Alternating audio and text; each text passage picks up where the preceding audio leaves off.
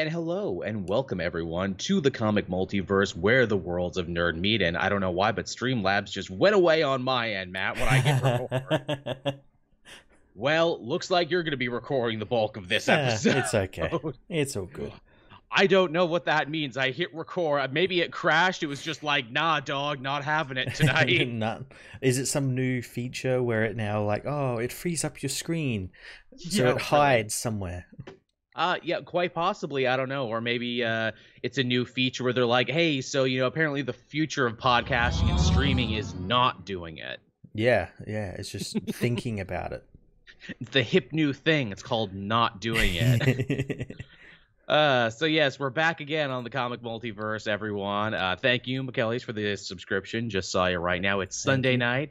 It's time we do a show. We're here with all of our friends here. We got Captain Coon and Tevya and A. Carter and everyone else in the chat right now. Thank you so much for joining us and watching us right now. Especially now, as I was just telling Matt before we started. I'm guessing a lot of you didn't watch the show from last week because the numbers have been the lowest they've been in a while. Yikes. It's okay.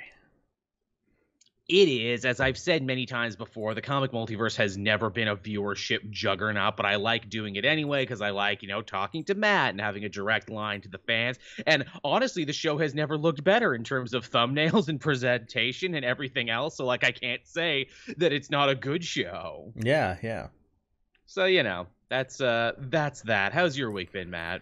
It's been very busy, both in terms of me doing videos and a life stuff, work and everything. But it's been all right. I was able to watch a couple of movies over the week that I'm sure everyone else saw, like Space Jam and The Purge and everything.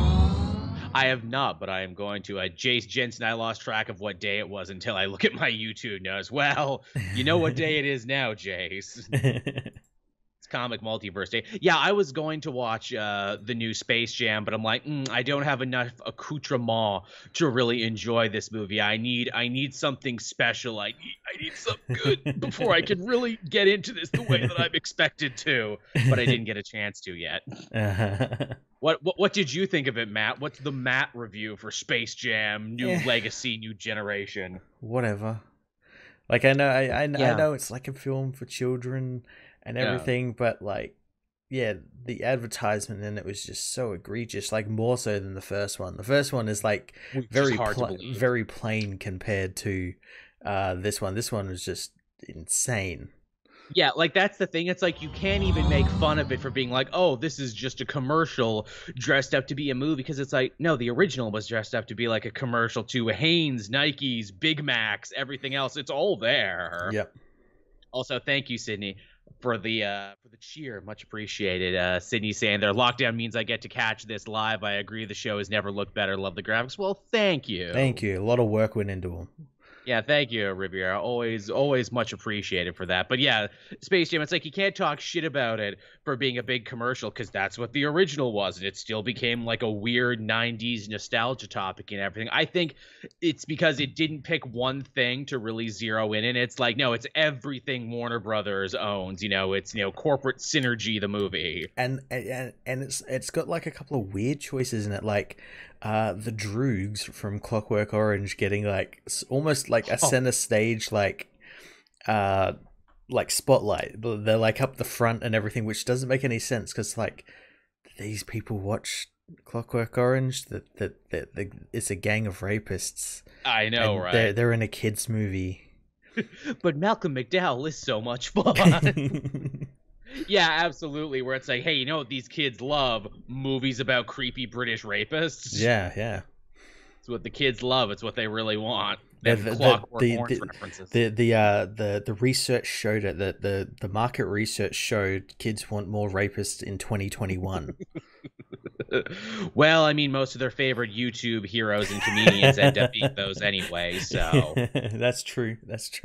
And most of the studio executives involved making the choices. So, I mean, Fair enough. As someone in the chat said, it's Ready Player One. Yeah, and Ready Player One annoyed me too. Oh, that was a terrible film. My mom actually really likes Ready Player One. She's like, oh, I think you would like it. It has a lot of stuff you enjoy. And I'm like, yes, and that's why I don't want to see it. Because the movie thinks it knows me. You don't know me. Yep. I had the choice to watch Space Jam, and instead I watched the new Purge movie. I watched that as well, and I quite enjoyed it. Much Me more than too. I thought I was going to like. I actually like that they actually got actors this time around. Yes. Like, actual, like, people I recognize. Real solid character actors. It reminds me a lot, actually, of Frank Grillo in the second one, and I'd argue this one is probably the best one since the second one in terms of characterization, action scenes. There's not as many colorful costumes and killers as there were in other ones, which is a bit of a letdown, but, you know, that's the one concession. The one thing I think with The Purge, though, is that it doesn't use its premise to the extent it should. Like, I want some more, like, to me it feels like they've told the same story for the 3 or 4 films they have, which is bunch of white people. And I know that a bunch of white people like kill a bunch of, you know, minorities and stuff, and I know that's like the overarching like idea behind it, like because it's all about racism. The new founding fathers are trying to do population control, but and like everything. I'd like to see something a little bit more. It is like the thing where it's like, well, what did drug dealers do on that night? Could I liquidate all my cocaine on that night? What if I'm a scientist? Can I do unethical research that night and not be stopped? Yeah, exactly. Not just killing.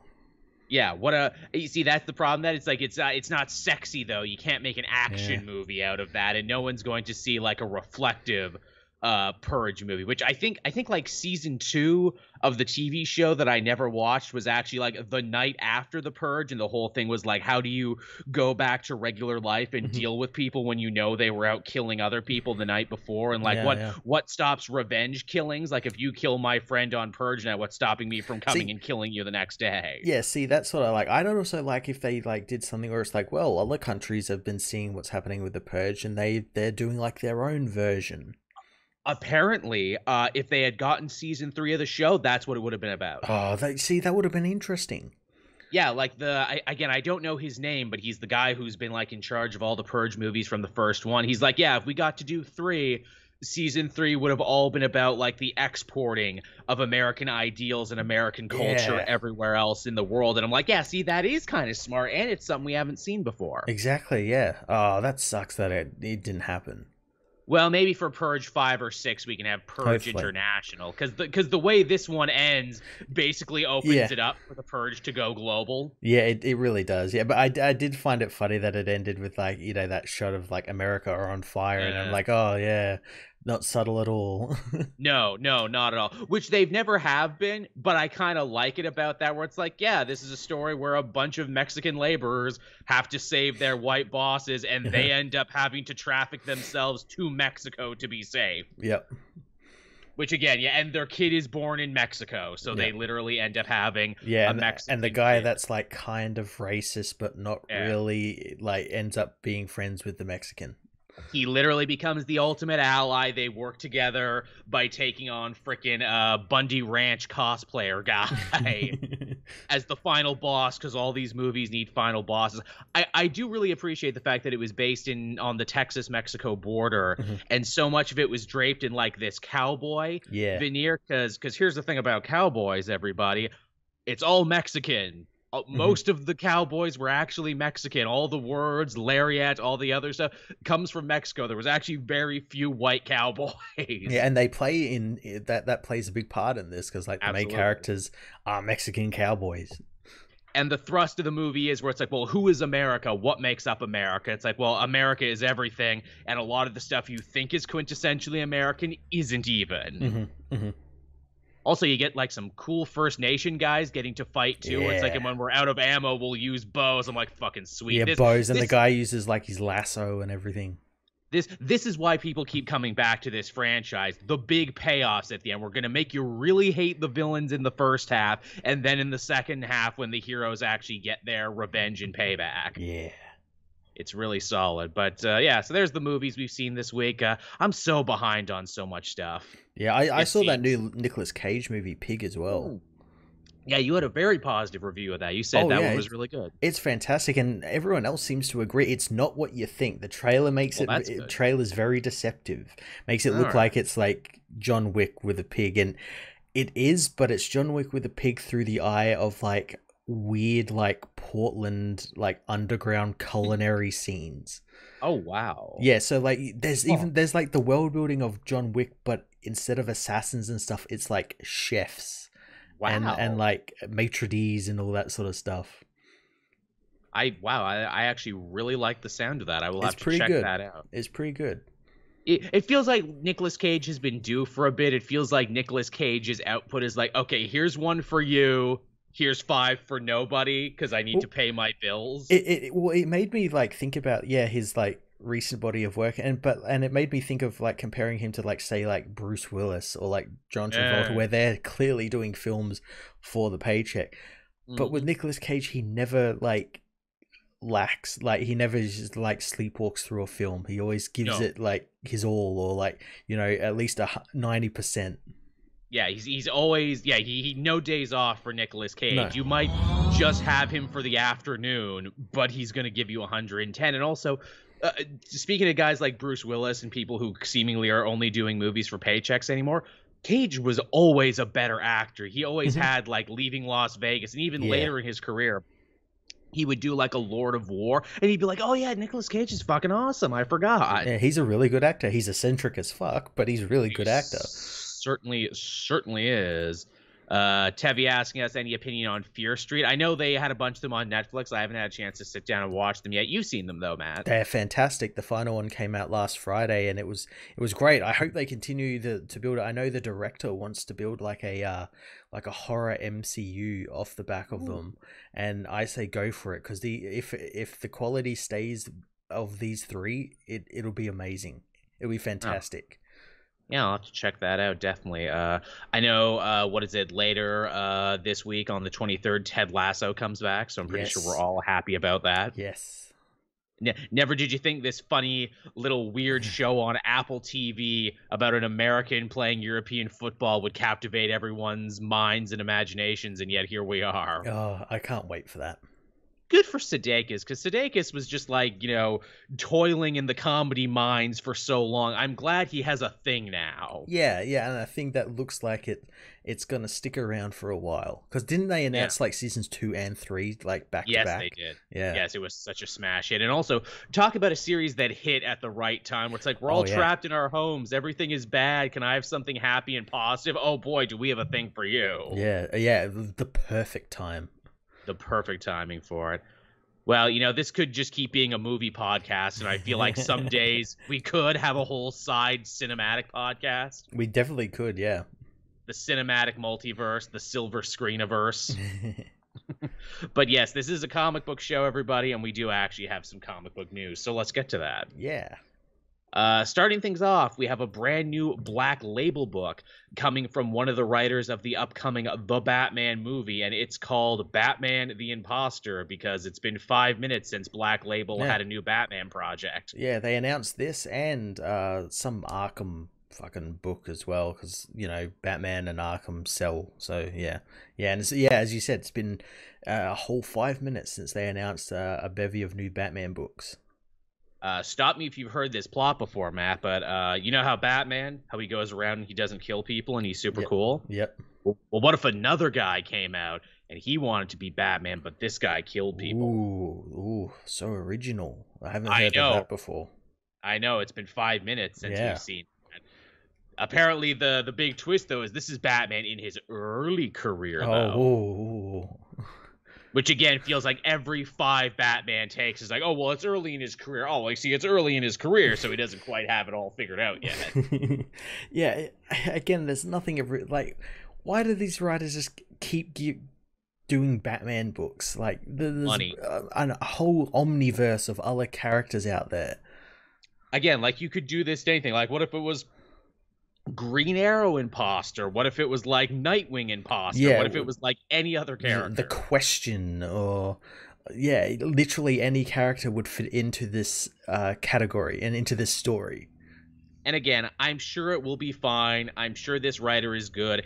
That's the problem. That's the problem. Drawing it. That's the problem. This writer's really good, and the artist is really good. This is what really frustrates me about these Batman books. They get like some of the best talent on them. And I'm like, really, you guys are like top tier talent, and you've just got like a really milquetoast Batman story to tell. Put this on anyone else. Yeah. And again, it's like, was not the whole point of Black Label where it's like, yeah, it's a imprint. We're going to be free to experiment and do different things, change the idea of what a comic can possibly be.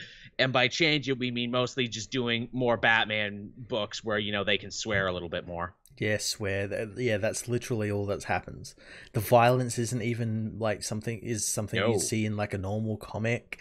And they just uncensor the swear words basically. I mean, shit. If we want to talk about violence, Marvel Knights back in the day got away with more violence. See, that's what I thought this imprint was going to be like, Marvel Knights, but for DC. Or Max, freaking Max got away with way more than this. Max is just terrifying how much it got away with. Max almost like, rubbed up against bad taste, where it's like, you didn't need to do that. Yeah. And yeah, that's what we all thought DC Black Label was going to be, but it seems like they totally tripped at the starting line. Yeah, and just like, Batman. And it's been fighting to try and find its identity ever since. That's not to say there's not some really good stuff in here. Again, love the other history of the DC universe, not just for like the material that it's tackling, but also the way it's tackling it. It's a comic that reads like a prose novel. It's using comic book history and lore to tell a different story. And it's like, see, this is what Black Label should be. It should be more experimental. Yeah, and it's not a Batman book. No, it's not a Batman. Batman's in it, but it's not about him. No, yeah. Yeah, and again, Batman's in it. And it's not about him. That Jeff Lemire Joker book. I know it's Batman adjacent, but like that was a really great book. Yeah, it's about another guy. Yeah, which that's fine. Which hey, maybe this Batman Imposter book will be about that. Maybe it'll be about this other imposter Batman and not actually about Bruce. Yeah, maybe this whole story will be from the imposter's point of view, and we don't find that out until the last issue. We've probably just spoiled the entire story. Somewhere freaking, what is it? Tommen is just like hitting his head off his desk like, God damn it, who told them?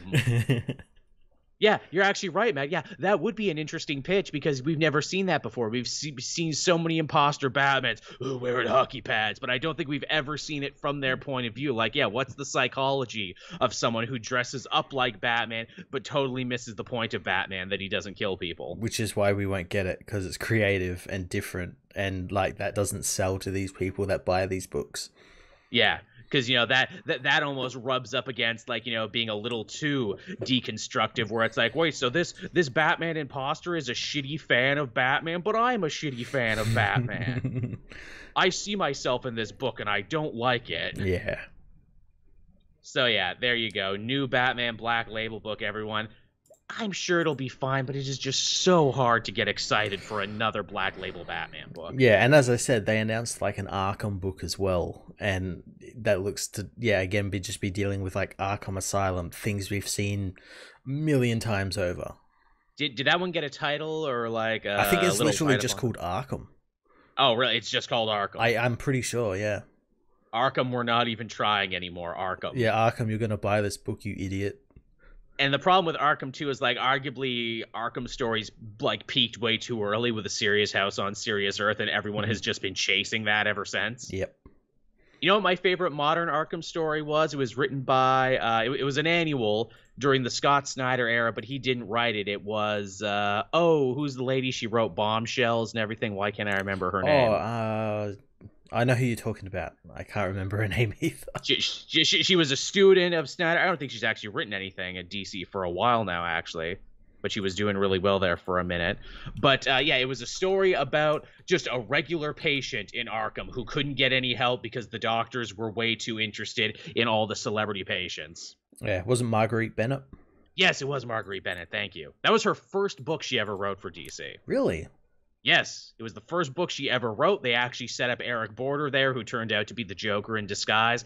And I loved that story where it's like, yeah, let's talk about just a regular, normal inmate in Arkham and how fucked up and horrible that would be. Oh, yeah, as NR reminds us, they're actually not rebuilding Arkham Asylum, as we discovered in the solicitations from this week. They're going to be building a new thing called Arkham Tower. Yeah, because a tower will help people fix their mental disabilities. I guess. Yeah, okay, whatever. Well, you see, it's like the Tower of London, Matt. Yeah. We're gonna build a big moat around it with sharks with laser beams attached to their head. I'll keep them in.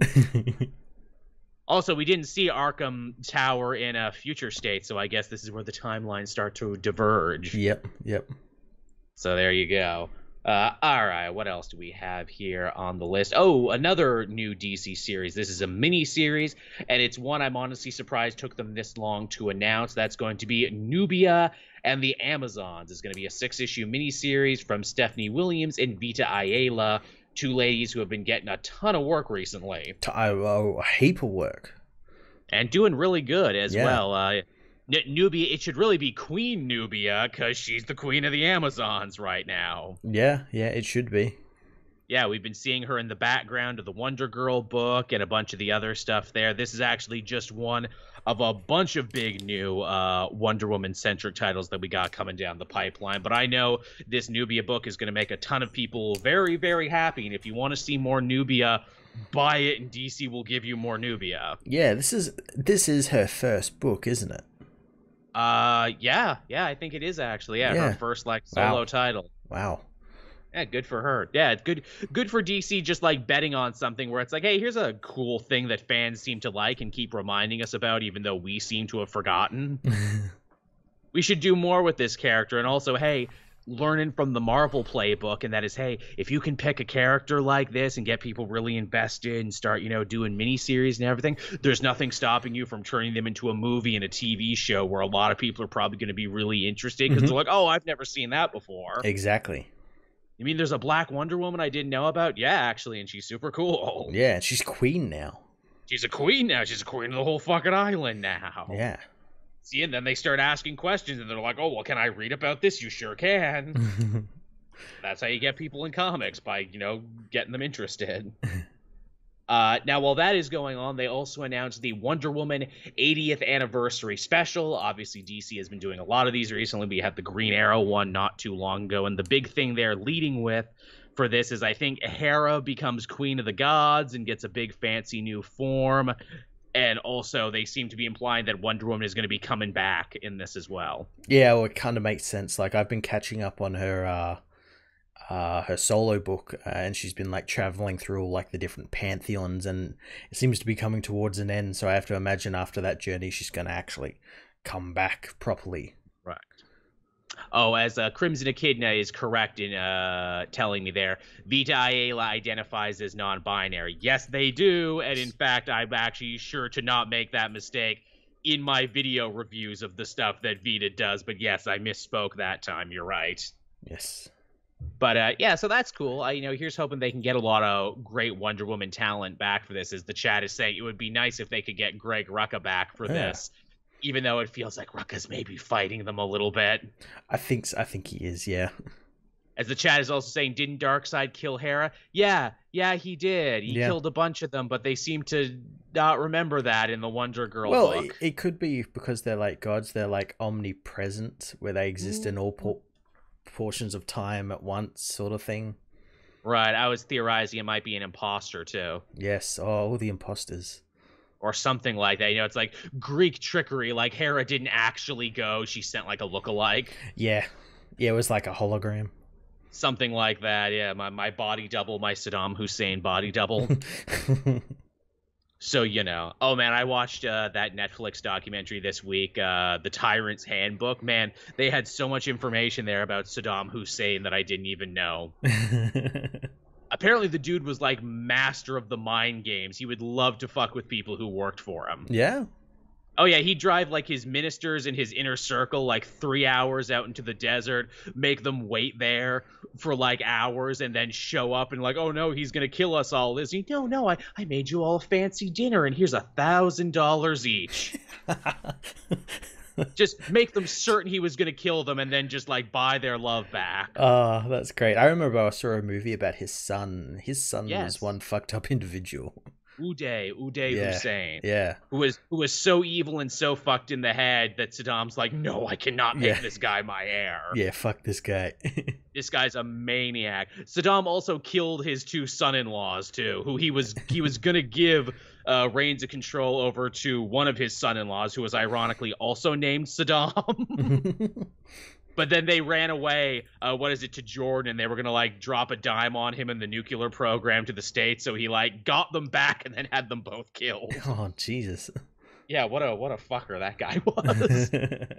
No wonder his countrymen had such a great time tearing down his statues and, like, dragging him through the street and shit. Yeah. The fate of all tyrants, let it not be forgotten. They all fall eventually. Eventually, yeah. But yeah, Wonder Woman, 80th anniversary. Wonder Woman's not a tyrant. She's the opposite. She's super cool. Yeah. Oh, yeah, as the chat's saying, too, you think Grail will actually show up in that Nubia book? Maybe, because we saw them fighting in Future State, and I actually thought that was a good use of Grail. Yeah, I make Grail one of her villains, like an arch nemesis or something. Yeah, that works. Because I don't think Nubia has, like, that many villains, or, like, a lot of overlap with Wonder Woman. Of course, yeah, it would be nice to give her an original one. Yeah. Yeah, I'd be all for that. But yeah, so there's your Wonder Woman news, everyone. If you're a Wonder Woman fan, seems like a good time to be there because you've got multiple ongoing Wonder Woman-centric books all at once. Yeah, and she's a big part of this whole, like, new DC universe as well. She's responsible for Infinite Frontier. Yeah, we even have characters like Cameron Chase asking, like, hey, where's Wonder Woman? Yeah. Yeah, so there you go. What else do we have after that? So the United States of Captain America from Christopher Cantwell, continuing to be ongoing, continuing to be a major lightning rod for the dumbest controversies ever. I'm still getting comments on my video about this from just, like, the dumbest people. Because it was on Fox News, which is, that means all the dumb sharks are, like, circling from the dumb blood in the water. I saw that interview with that, I don't know who the fuck that guy was, but he was such a fucking idiot. He's a conservative comedian, which means that they probably... I know, like, conservatives and comedy, yeah, that doesn't line up. You know what that probably was? Some poor fucking Fox intern's like, oh, we're doing a story on comics, try and find someone to talk to. So the guy wrote into the internet, conservative comic? And that was... So you got a comedian. Yeah, and that was the first one that came out, which is so fucking hilarious because it's like these guys know there's like a lot of, whistling shitheads online who would cream their jeans to get to be on Fox News and talk about this, who actually know what they're talking about, but they couldn't even do that. Yeah. In classic Fox News fashion, oh, well, we don't have to know anything to talk about this stuff. In fact, our ignorance is why people watch. Yeah. This guy doesn't know anything, but he's plenty angry, so we'll talk to him. Indignation is all we have, you see. Yeah, who else can we talk to? Oh, Dean Cain? Yeah, talk to Dean Cain? God damn, every time Dean Cain puts his fucking head out, it's like, go away. I will never forget one of my most endearing flubs online is many years ago when we worked at Name Redacted. I thought Dean Cain had died. It would probably be for the best, if he did. I thought that he was dead, only to be like, nah, dude, he's alive. And then every time he comes back, it's just like, man, he wasn't literally dead, but he'll be dead to me for a long time. Yeah. But yeah, so for this story, we've gotten to see, Rail Rider Captain America. We got, Joe Gomez, the Kickapoo Brave Captain America, the Captain America from Harrisburg, and the Captain America of, like, the American college campus. Well, now we have the fifth and final member of the team, and his name is Jeremy. He's an Air Force captain, so he's an actual Captain America. An actual active military personnel, yeah. Yes, and he's apparently the defender and protector of American servicemen who, if you read the news, get taken advantage of way too often. Yeah. I'm really intrigued to see what this Captain America's like, because, it's like an active military serviceman. Active duty. So he's an actual Captain America. Yeah, who's active duty and everything. Because, obviously Steve was once upon a time. He isn't now. Same with Falcon, Bucky, and everything else. It's like, well, we did serve, but we don't now. Mm-hmm.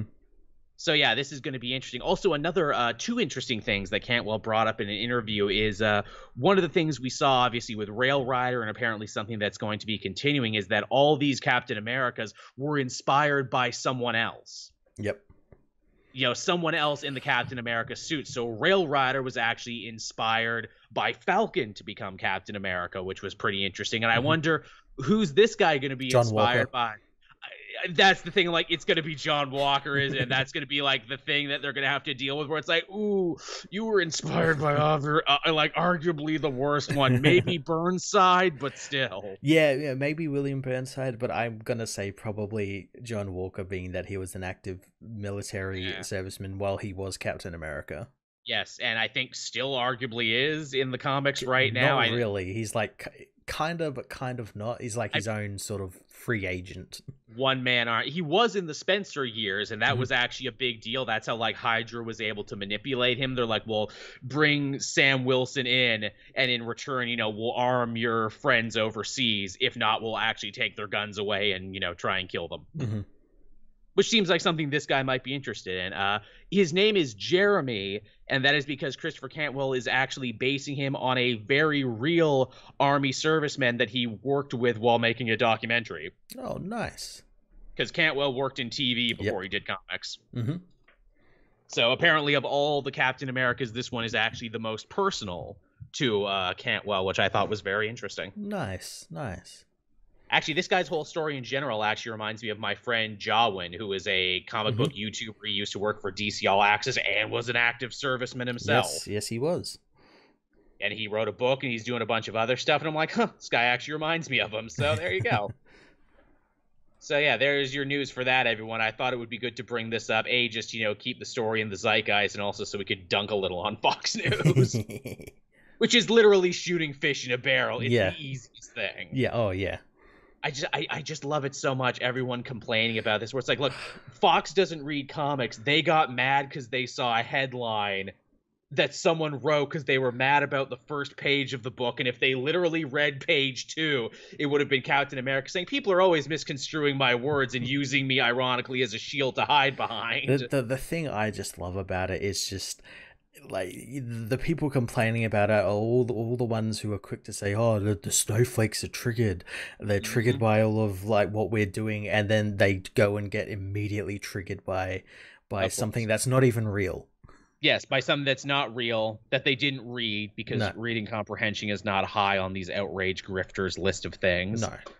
It's even more hilarious, too, where it's like, Ta-Nehisi Coates wrote that book for like 30 issues, and he is a journalist from The Atlantic and a black man with a genius grant, and these Fox News grifters didn't get their panties in a bunch. Didn't, either A, because they were actively afraid of him, which I do not doubt, because the man is, because, again, he's like an actual real newsman, not a fake one. Yep. And 2, the fact that like Ta-Nehisi Coates talked about all the same things, Steve waxing poetic about his place in the American... those first couple of issues when he fought Nuke and everything was like so much about that sort of stuff. You know what the problem with that is? It wasn't on page 1, so they couldn't get mad right away. They had to keep reading, and it was actually like a very, wordy and intelligent and dry political thriller. Like, oh, we're bored now. Yeah. They're bored now and had to move on. This Christopher Cantwell put it all out on Front Street on page 1, and they lost their goddamn minds. See, that's the issue if you really want to get these Fox News people upset. And here's the thing. It's not going to hurt the book. Quite the opposite. Much like Secret Empire, I'm sure it will only actually boost the sales now that these Fox News grifters are talking about it. Yeah, because these dumb motherfuckers buy the book to film themselves destroying it. I'm like, well, you still bought the book. And not even just that, it's also free publicity, because as we have said many times before, comics are very bad at marketing themselves outside to comic fans. But when people read about this, they're like, oh, that seems fun. I'll have to buy that. Just regular people. Yeah. Oh, what's that? It's an easy place to start. It's an issue 1. I'll have to pick it up. Exactly, yeah.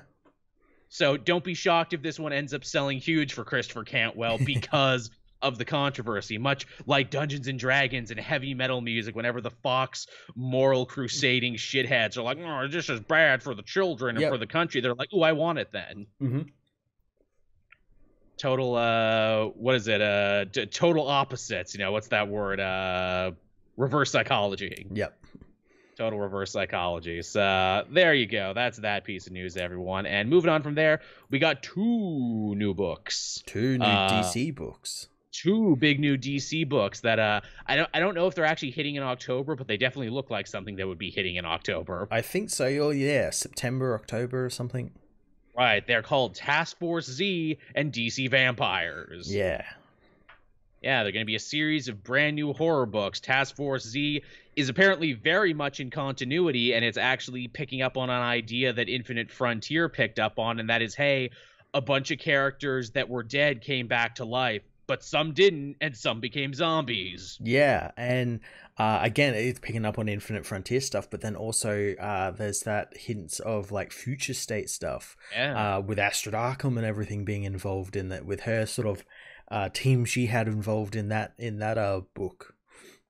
Yeah, I love that Astrid Arkham is back as the Arkham Knight. Such an underrated character, and also I really wanted that Arkham Knight's book where she fights crime with a team of reformed villains and tries to actually help them through fighting other villains. Yeah, because she's a psychiatrist, and so she's actively trying to help them instead of just beating them up. Yeah.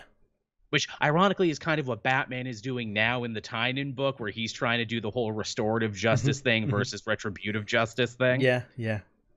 The other big thing here is apparently this is where Red Hood ended up falling, because he doesn't have a book to himself right now, but he is charged with leading this Task Force Z because, hey, he died once before and came back, which I guess makes him an expert. Yeah, he's come out of prison that Scott Liddell put him in. his prison, his gamer prison, or whatever you want to call it. Yeah, his I was written by a bad guy for a while, and now I don't get to have a book for a bit. The stink is washed off. And all it took was killing some zombies. We see Bane on the cover. We also see Mr. Bloom, which I was not expecting. A character everyone didn't particularly like to begin with, but now that since I've seen this come back, everyone's like, oh yeah, he's finally back.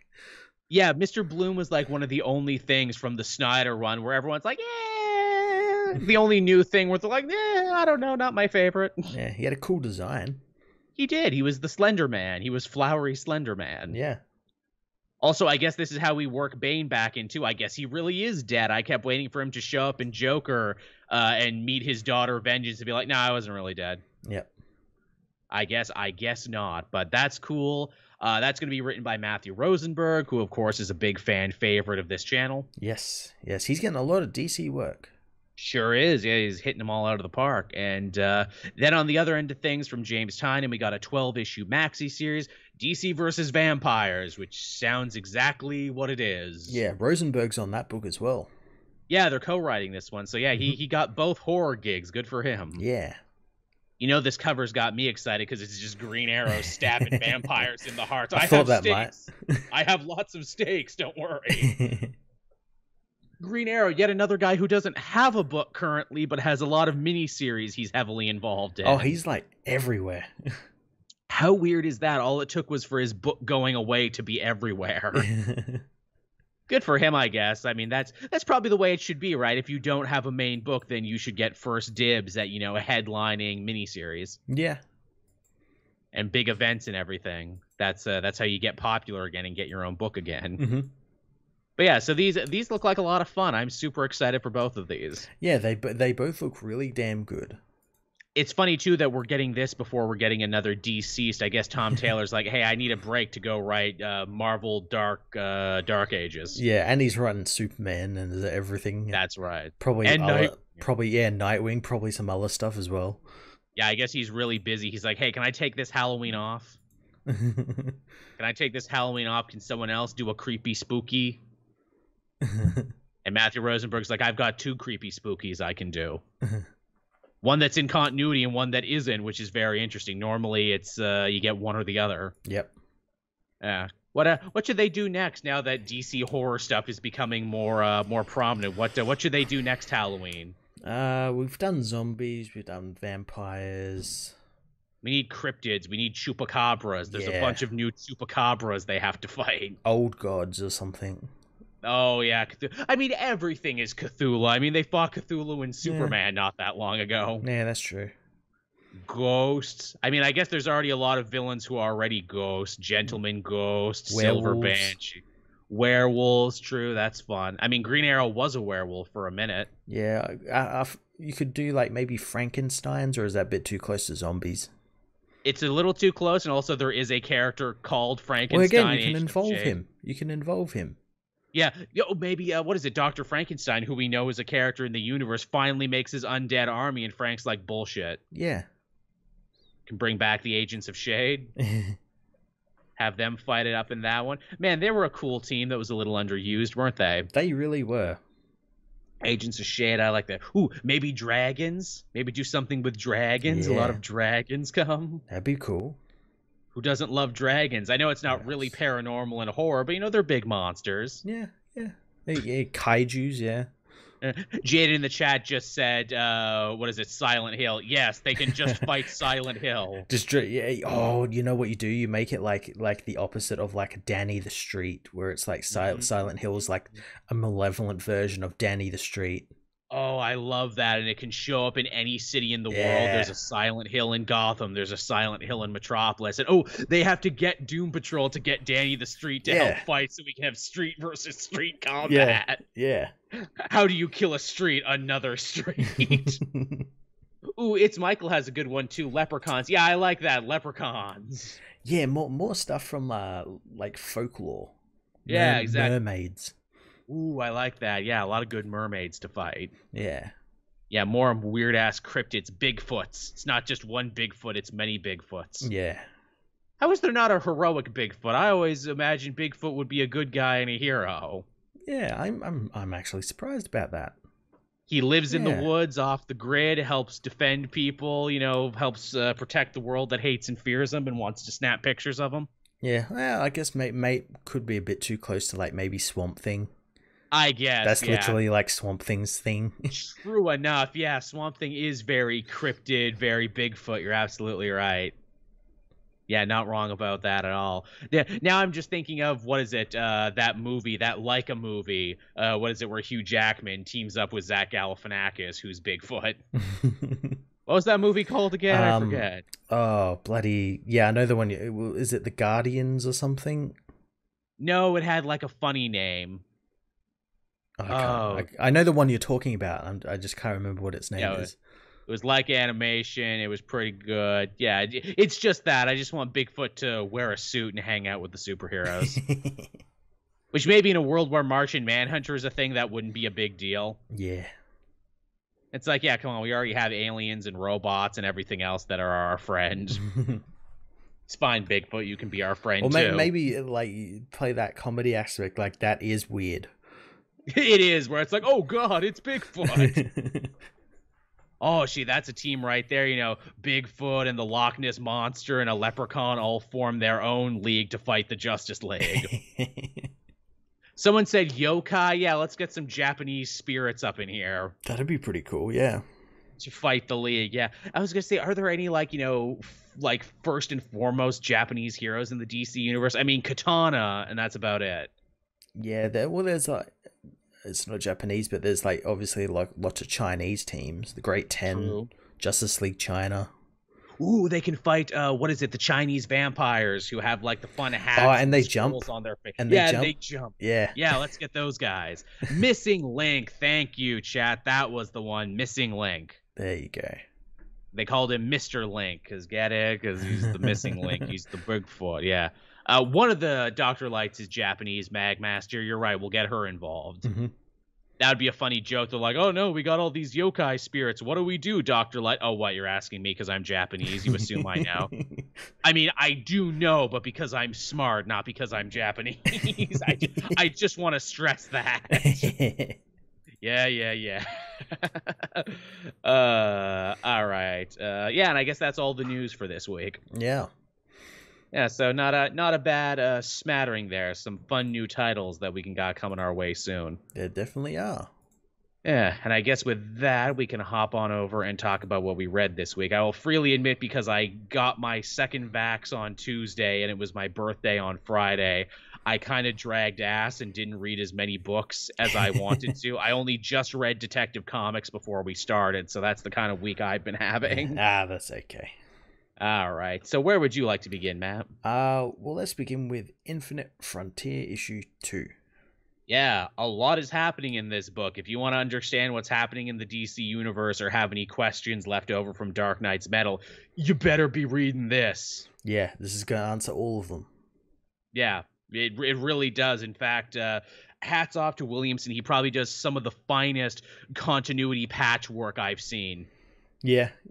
He's trying, at least. Yeah, he's like, was that a problem? It's not anymore because I've said it.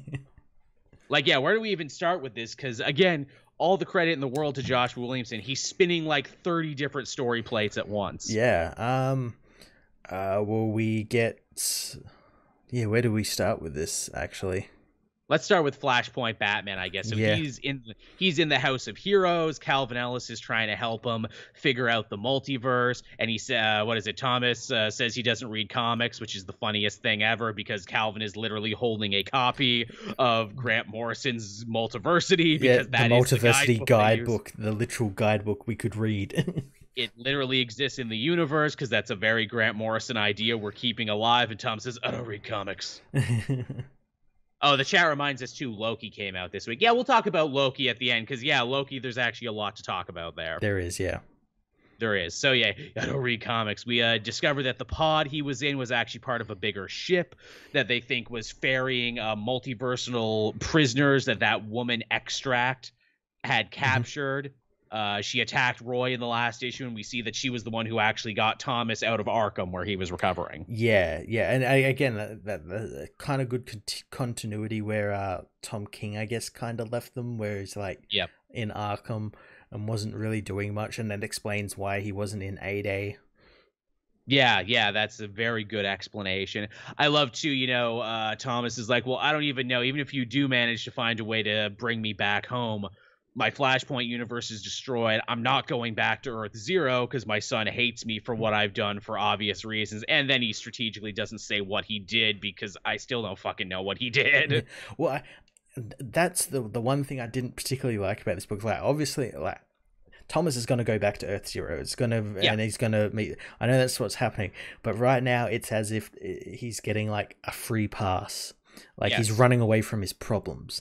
Yeah, 100%. And I don't particularly like that.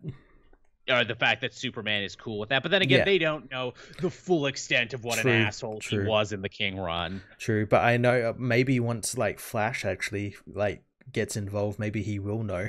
That's true. Yeah, exactly. Thomas only wanted Flash just because he knew him and he wasn't going to ask for his son. Yeah. Yeah, exactly. Flash could be like, no, this guy's a piece of shit. Yeah, Bruce told me everything he did. Yeah, he tried to take over the city. There was some dumb shit with Bane. Yeah, he technically was involved in killing Alfred. Yeah, he was. Yeah. There's a lot of reason to say fuck this guy. And because they go to Earth 22, which is, the Kingdom Come universe, they get into a big fight with Magog. Yeah, because that's where the big ship crashed. And again, talk about some great continuity spackling over there. They're like, wait, but wasn't Magog a good guy at the end of Kingdom Come? Yes, but when the universe got rewritten, some people's moral alignments got reset, and he was one of them. Oh, okay. Yeah. And it begs the question, is like, if he's been reset, who else has been reset? Who else has been reset? Exactly. Hey, Lex Luthor, did you get reset? We haven't seen Luthor in a bit, so maybe. Yeah, I could see him being reset. That'd actually be pretty cool if he went back to like sort of like the scheming businessman. I mean, that was another weird thing about Dark Knight's death metal, and that is that Luthor basically started all the shit with Perpetua, but then got off at the end because he helped them. Yeah. And I'm just washing my hands of that. I built a machine you didn't need and told you to use the chainsaw, and you did, so I'm free and clear.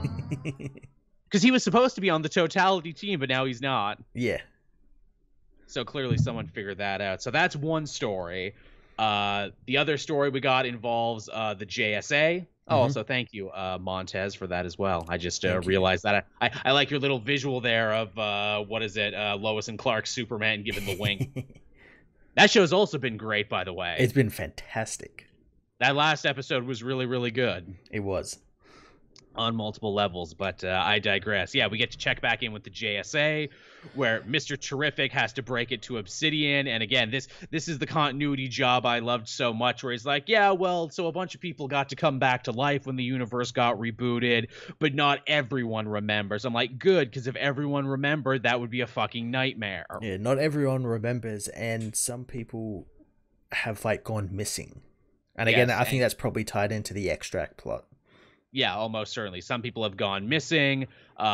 This could also mean that, an old JSA foe who forgot how much he hated them suddenly remembered, and that's why he's trying to pick a fight. Yep. We get a great bit there with Alan Scott, who, when Vandal Savage tries to pull rank on him and says, you need to stick around and do totality business, he's like, fuck you, Vandal, you're a shitty dad. I've been a shitty dad. I'm going to go help my son find my daughter. Yeah, we're going to go door knocking on all the villains' doors. I love that. I thought that was really good. I'm like, good for him. That's a good moment of him being like, no, I learned what I've done wrong in the past. I'm not putting work before my family anymore. Yeah, it's great. It's a great moment there. What else was there this issue?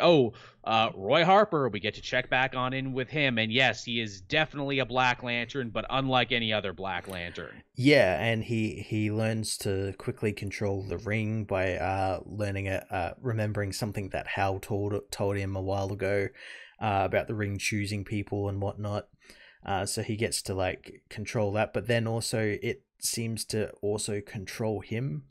Yes, because it's related to Darkseid's plot, because Darkseid is able to take control of Roy and turning him into an Omega Lantern.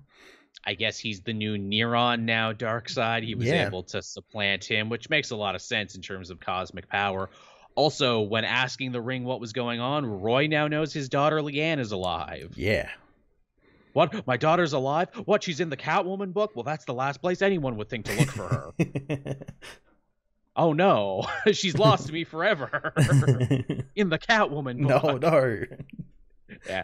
Shit, I might have to actually start reading that book now. She'll appear elsewhere. Of course she will. Of course she will. That's just a good place to start her off and everything. But, so yeah, that's a story. And then the other story is Cameron Chase, who's running around for Mr. Bones, trying to figure out what exactly the superheroes know, and basically setting up this whole thing where it's like, yeah, people don't trust you, superhero community, anymore, because they know you've been lording your power over them for years now, basically being in charge of what stays and what doesn't when the universe gets rewritten and how and when it gets rewritten. Yeah, saying the Justice League will deal with it ain't gonna cut it anymore. No, someone actually got into a real moral argument with me where it's like, well, it's not the hero's fault, and I'm like, no, but it kind of is though, because heroes are supposed to be honest with people and they're not. Yeah, and more often than not, it's like whatever happens is a byproduct of what they've done. So like take the totality thing. There was that whole thing with Martian Manhunter opening the totality, which basically begun all of this. Yeah.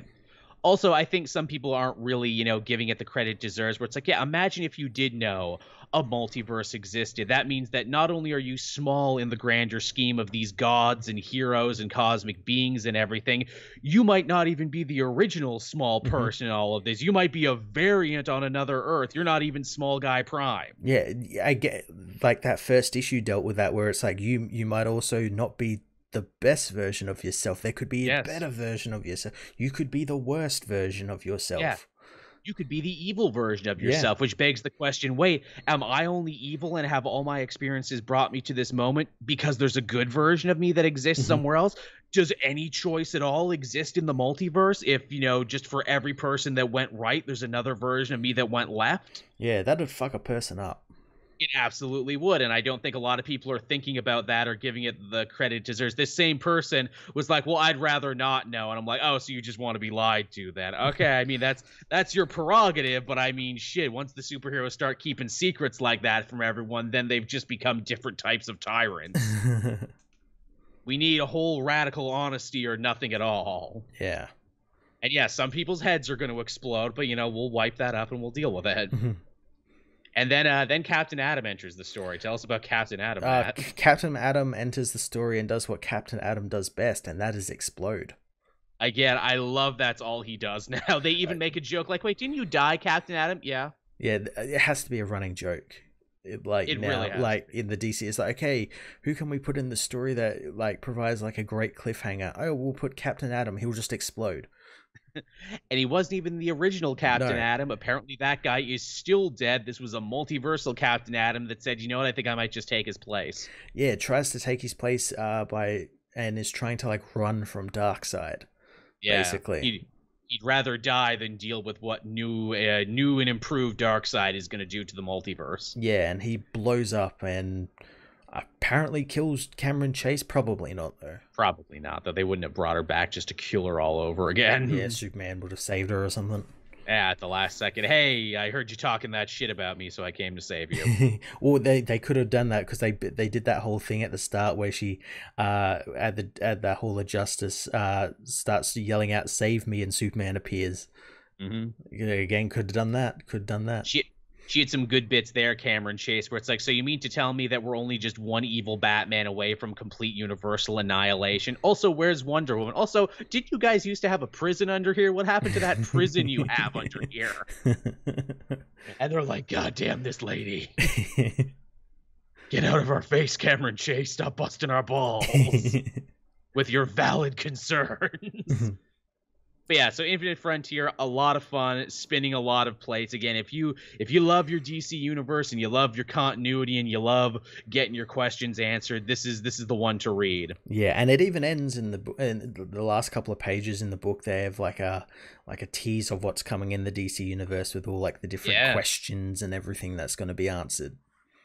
You know what this book actually reminds me of? It reminds me of like a weekly series, but it isn't. It reminds me of like a 52.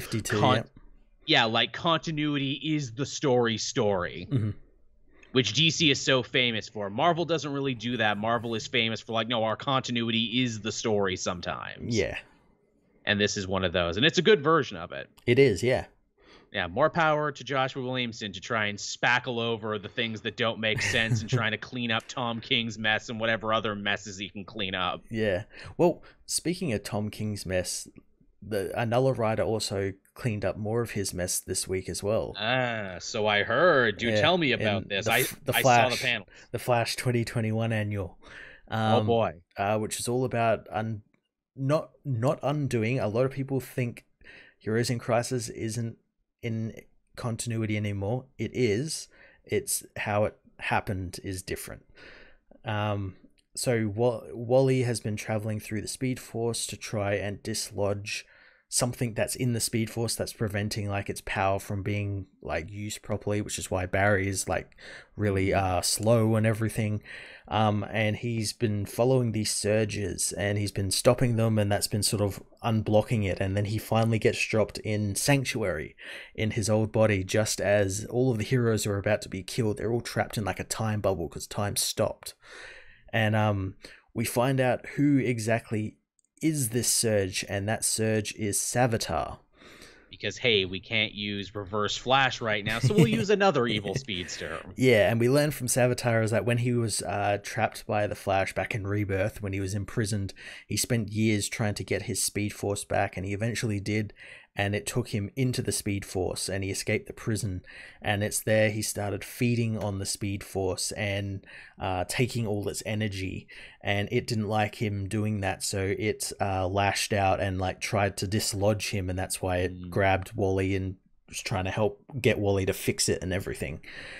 And we find out that it happened at what happened at Sanctuary when Wally released all that energy and it killed all those people. That was his present day self getting rid of Savitar, because if they pulled Savitar to the present, it created a explosion. That explosion is what killed everyone.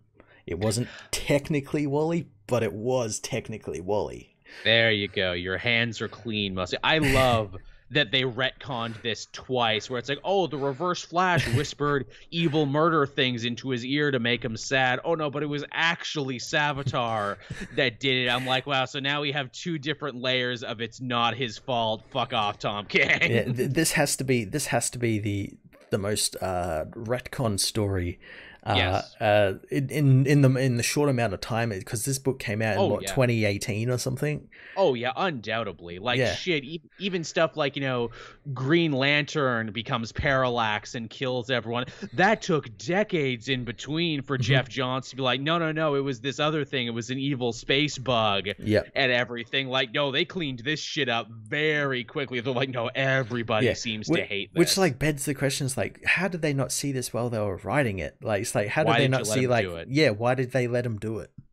You know what I think it is? I think it comes down to we wanted to keep Tom King happy at the time. We thought he was a genius and let him do whatever he wanted. Because he wrote one good book. Because he wrote one or two really good books, depending on how you count it. And then it's like, oh, I don't think he is the genius anymore. Oh, what's that? He's leaving us to go write Hollywood movies, huh? He's leaving comics behind that quickly because he thinks he has an out. Oh, well, look who came crawling back, is what it seemed like. Well, guess what? The guy who was your second, Joshua Williamson, is unwriting a bunch of your shit, and now someone else is unwriting a bunch of your shit. On top of all that, we also get because all the heroes were trapped in that time bubble like Sanctuary, except for Roy Harper, who gets to be there with Wally while this is happening, and he gets like some closure with Roy, basically saying, "Hey, we know this isn't your fault. We know you would never actually kill us. That's completely out of character for you. We know you never actually did. Some other hack writer did that to you. We know that." Yes, all out of character. And not only that, because of how Barry has set up a connection through the Speed Force with Wally, Oliver also gets a moment with Roy and gets some closure, which I think is the first time that's happened, because I don't think they ever actually got any closure. And then at the end of the issue, Oliver also gets closure with Wally. Oh, I like that.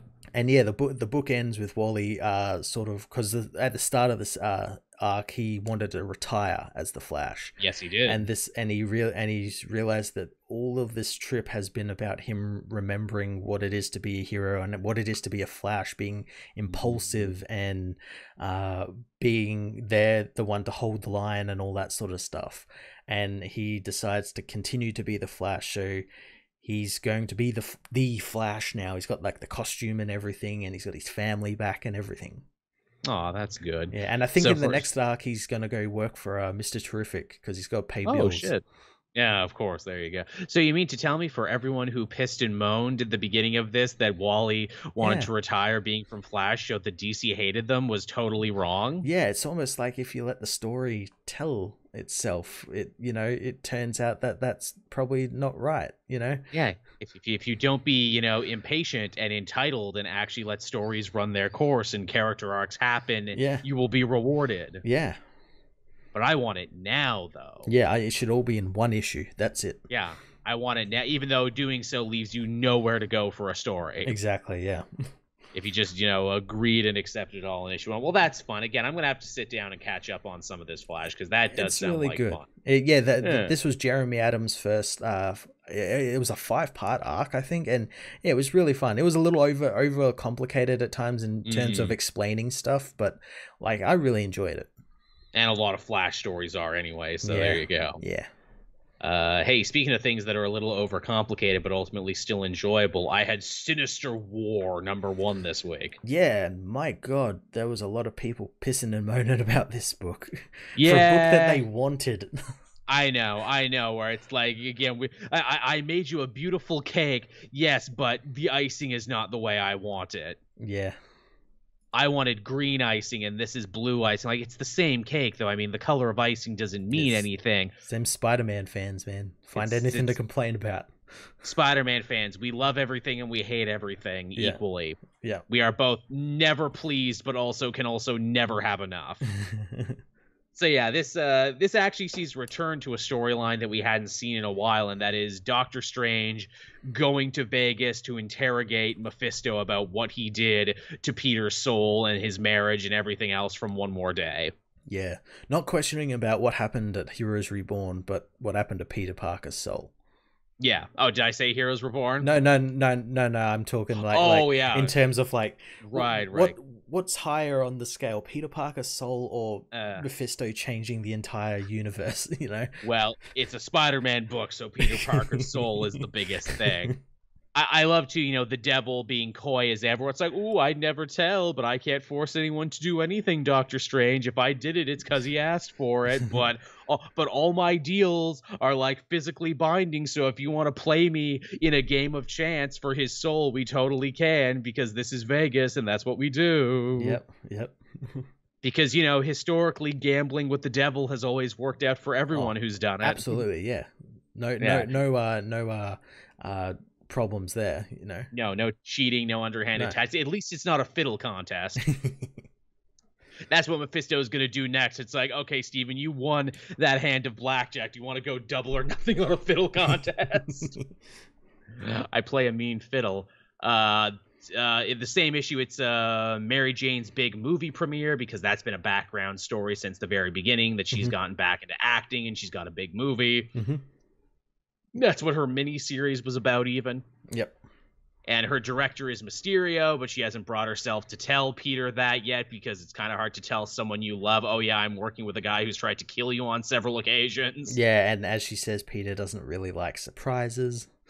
No, he doesn't. But Peter's going to surprise her, because after multiple arcs of saying it, he's going to finally pop the question again to her. And, they're going to hopefully try and get married all over again. I do like the kind of meta commentary there where Peter's like, I've been trying to do this forever, but there's always been something that's like popped up.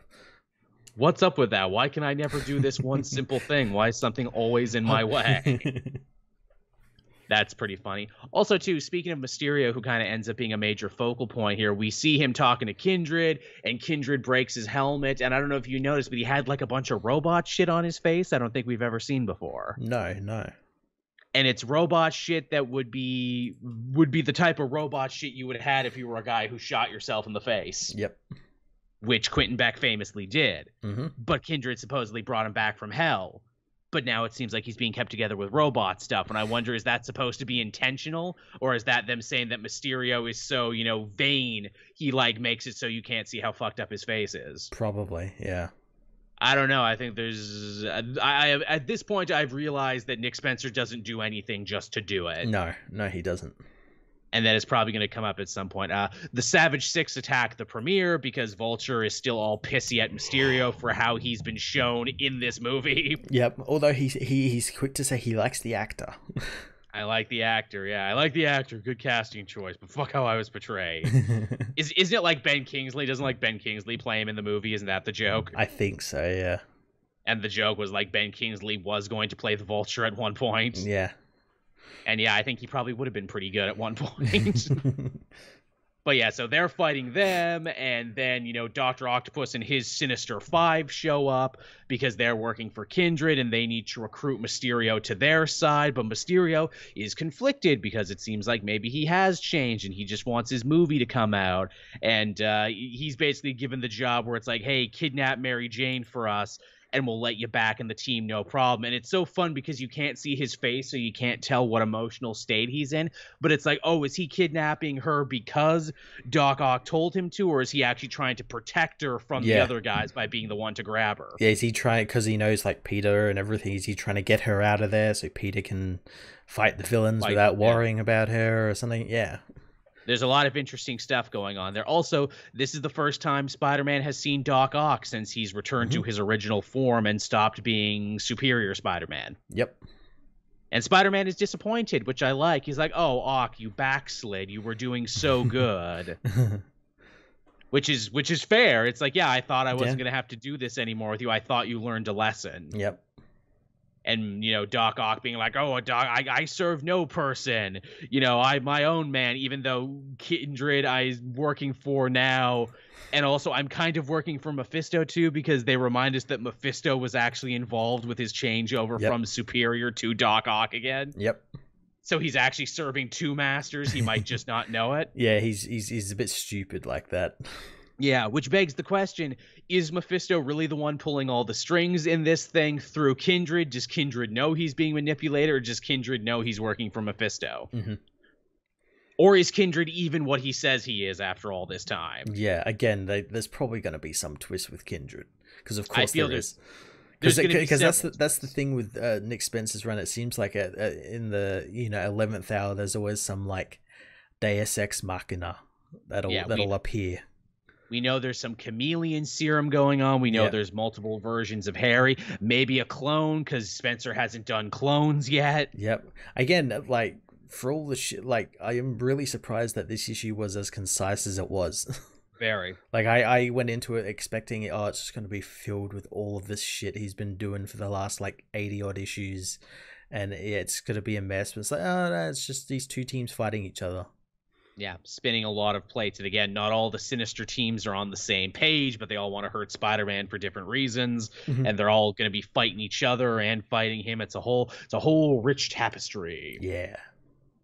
So yeah, not a bad place to start. It's going to be going through this story, and it's going to be going through the main Spider-Man book. Yeah, which only has a couple of issues left. Yep, only 4 more. Yeah. 4 more, so it's going to be over before we know it. Yep. But yeah, overall, I enjoyed Sinister War. I hope it can keep up this, focused, concise energy moving forward. Yeah, absolutely. What else did you have, Matt? I had, let's have a look here. I had Justice League Last Ride. Yes, I did too. I read this one last night. Yeah, this was a quiet issue. I mean, they've all actually kind of been quiet issues. Yeah. The more I thought about it, this is a bit of a mood piece for Chip Zdarsky. He's like, yeah, I want to fill you with this underlying feeling of dread that something very bad is going to happen at any moment to these heroes. Yeah, but then I also want to do like kind of wholesome stuff, like the Justice League have like a campfire and like go camping. Yeah, and Flash makes s'mores, and Batman doesn't know what a s'more is. He thinks it's some mores. Some mores. He says it wrong, and I'm like, really? No one ever corrected you on that? That would make sense, because he didn't have a childhood. Absolutely.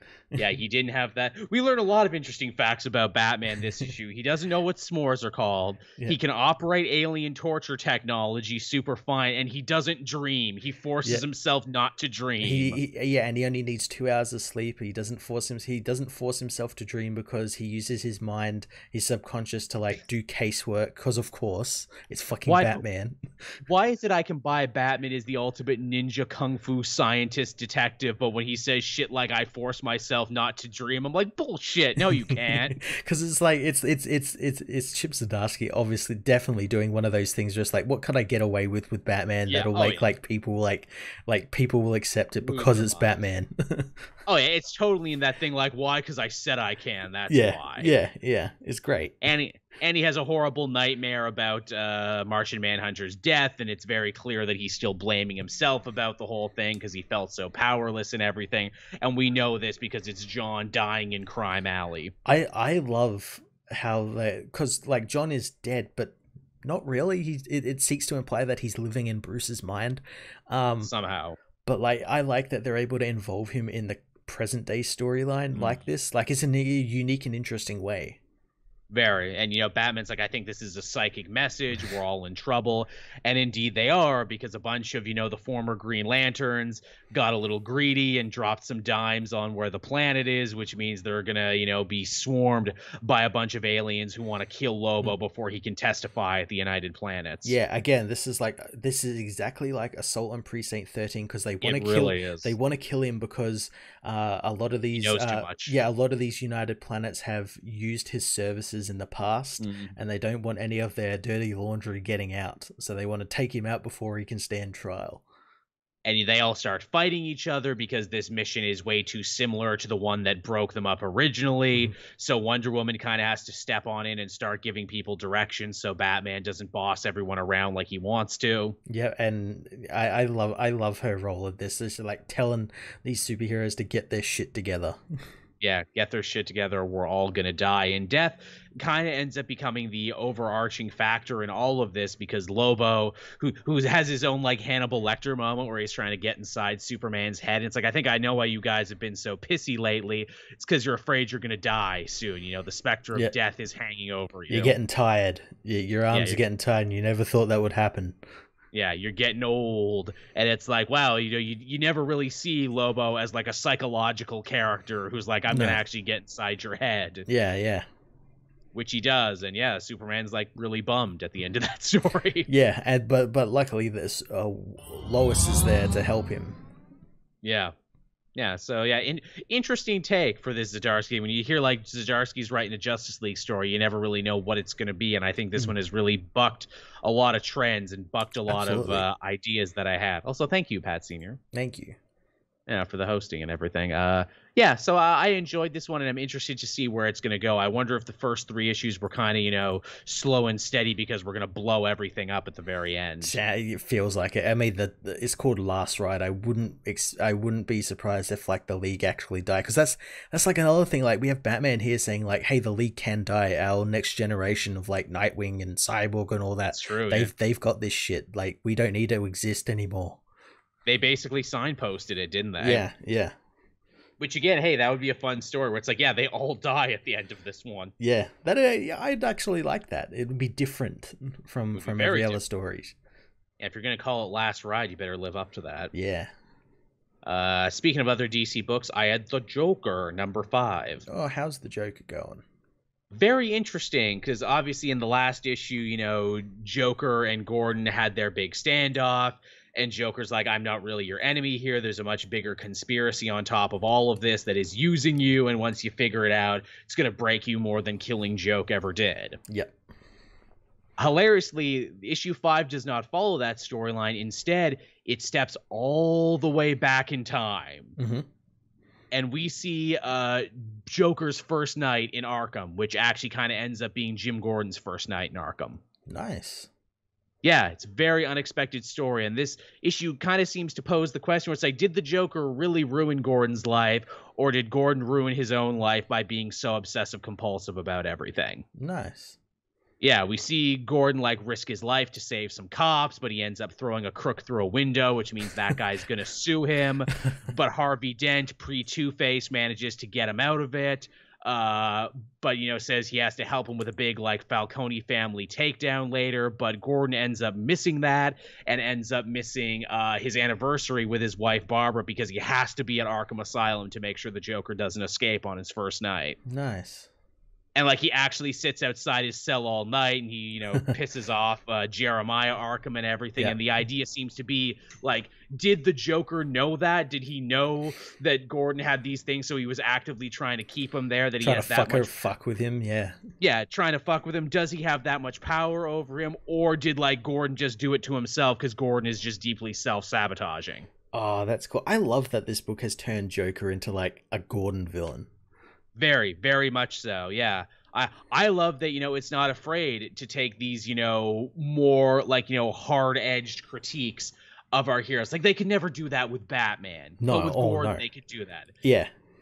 Because Gordon is human and fallible, and, maybe he is the reason that his marriage fell apart, and maybe he's the reason for all these other things. In fact, Joker even has probably the best Joker monologue that I've heard in a very long time. Yeah. From Tynan. He says, Gordon, I think the reason you have such a problem with me and the reason you're not letting me go is because you don't understand me. The mobster, the pusher, the stick-up man, you can understand them because, if you were hungry enough or desperate enough, you'd do whatever it takes to put, food on your family's table. But me, nothing I do makes sense, and you don't understand me. You can't see yourself in me, and because of that, you're both horrified and fascinated. That's great. And I'm like, yeah, this is pretty good. It's a pretty good breakdown of their relationship, yeah. Yeah. Which that also kind of relates to Batman, too, where it's like, is this why you're so, interested in Batman as well? Because you don't see yourself in Batman either. Yeah, okay. Yeah, it's interesting. Again, I was not expecting this book to go back in time, but I love that it went back in time, too. Yeah, that's great. Yeah, very, very compelling. Also, here's the thing.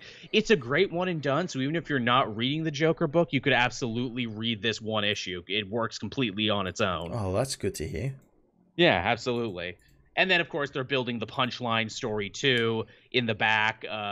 Harper Row actually goes to her deadbeat dad, who's in the same prison, just in the guy's wing instead of the ladies' wing. Yep.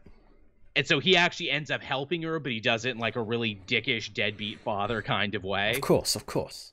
He's like, oh yeah, she totally took over the ladies' wing. Yeah, she's running the whole thing now. Everyone's freaking terrified of her.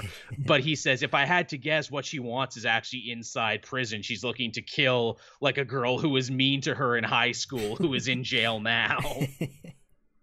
And we see that woman who is just like trembling in fear because she knows, but no one else knows yet. That's cool.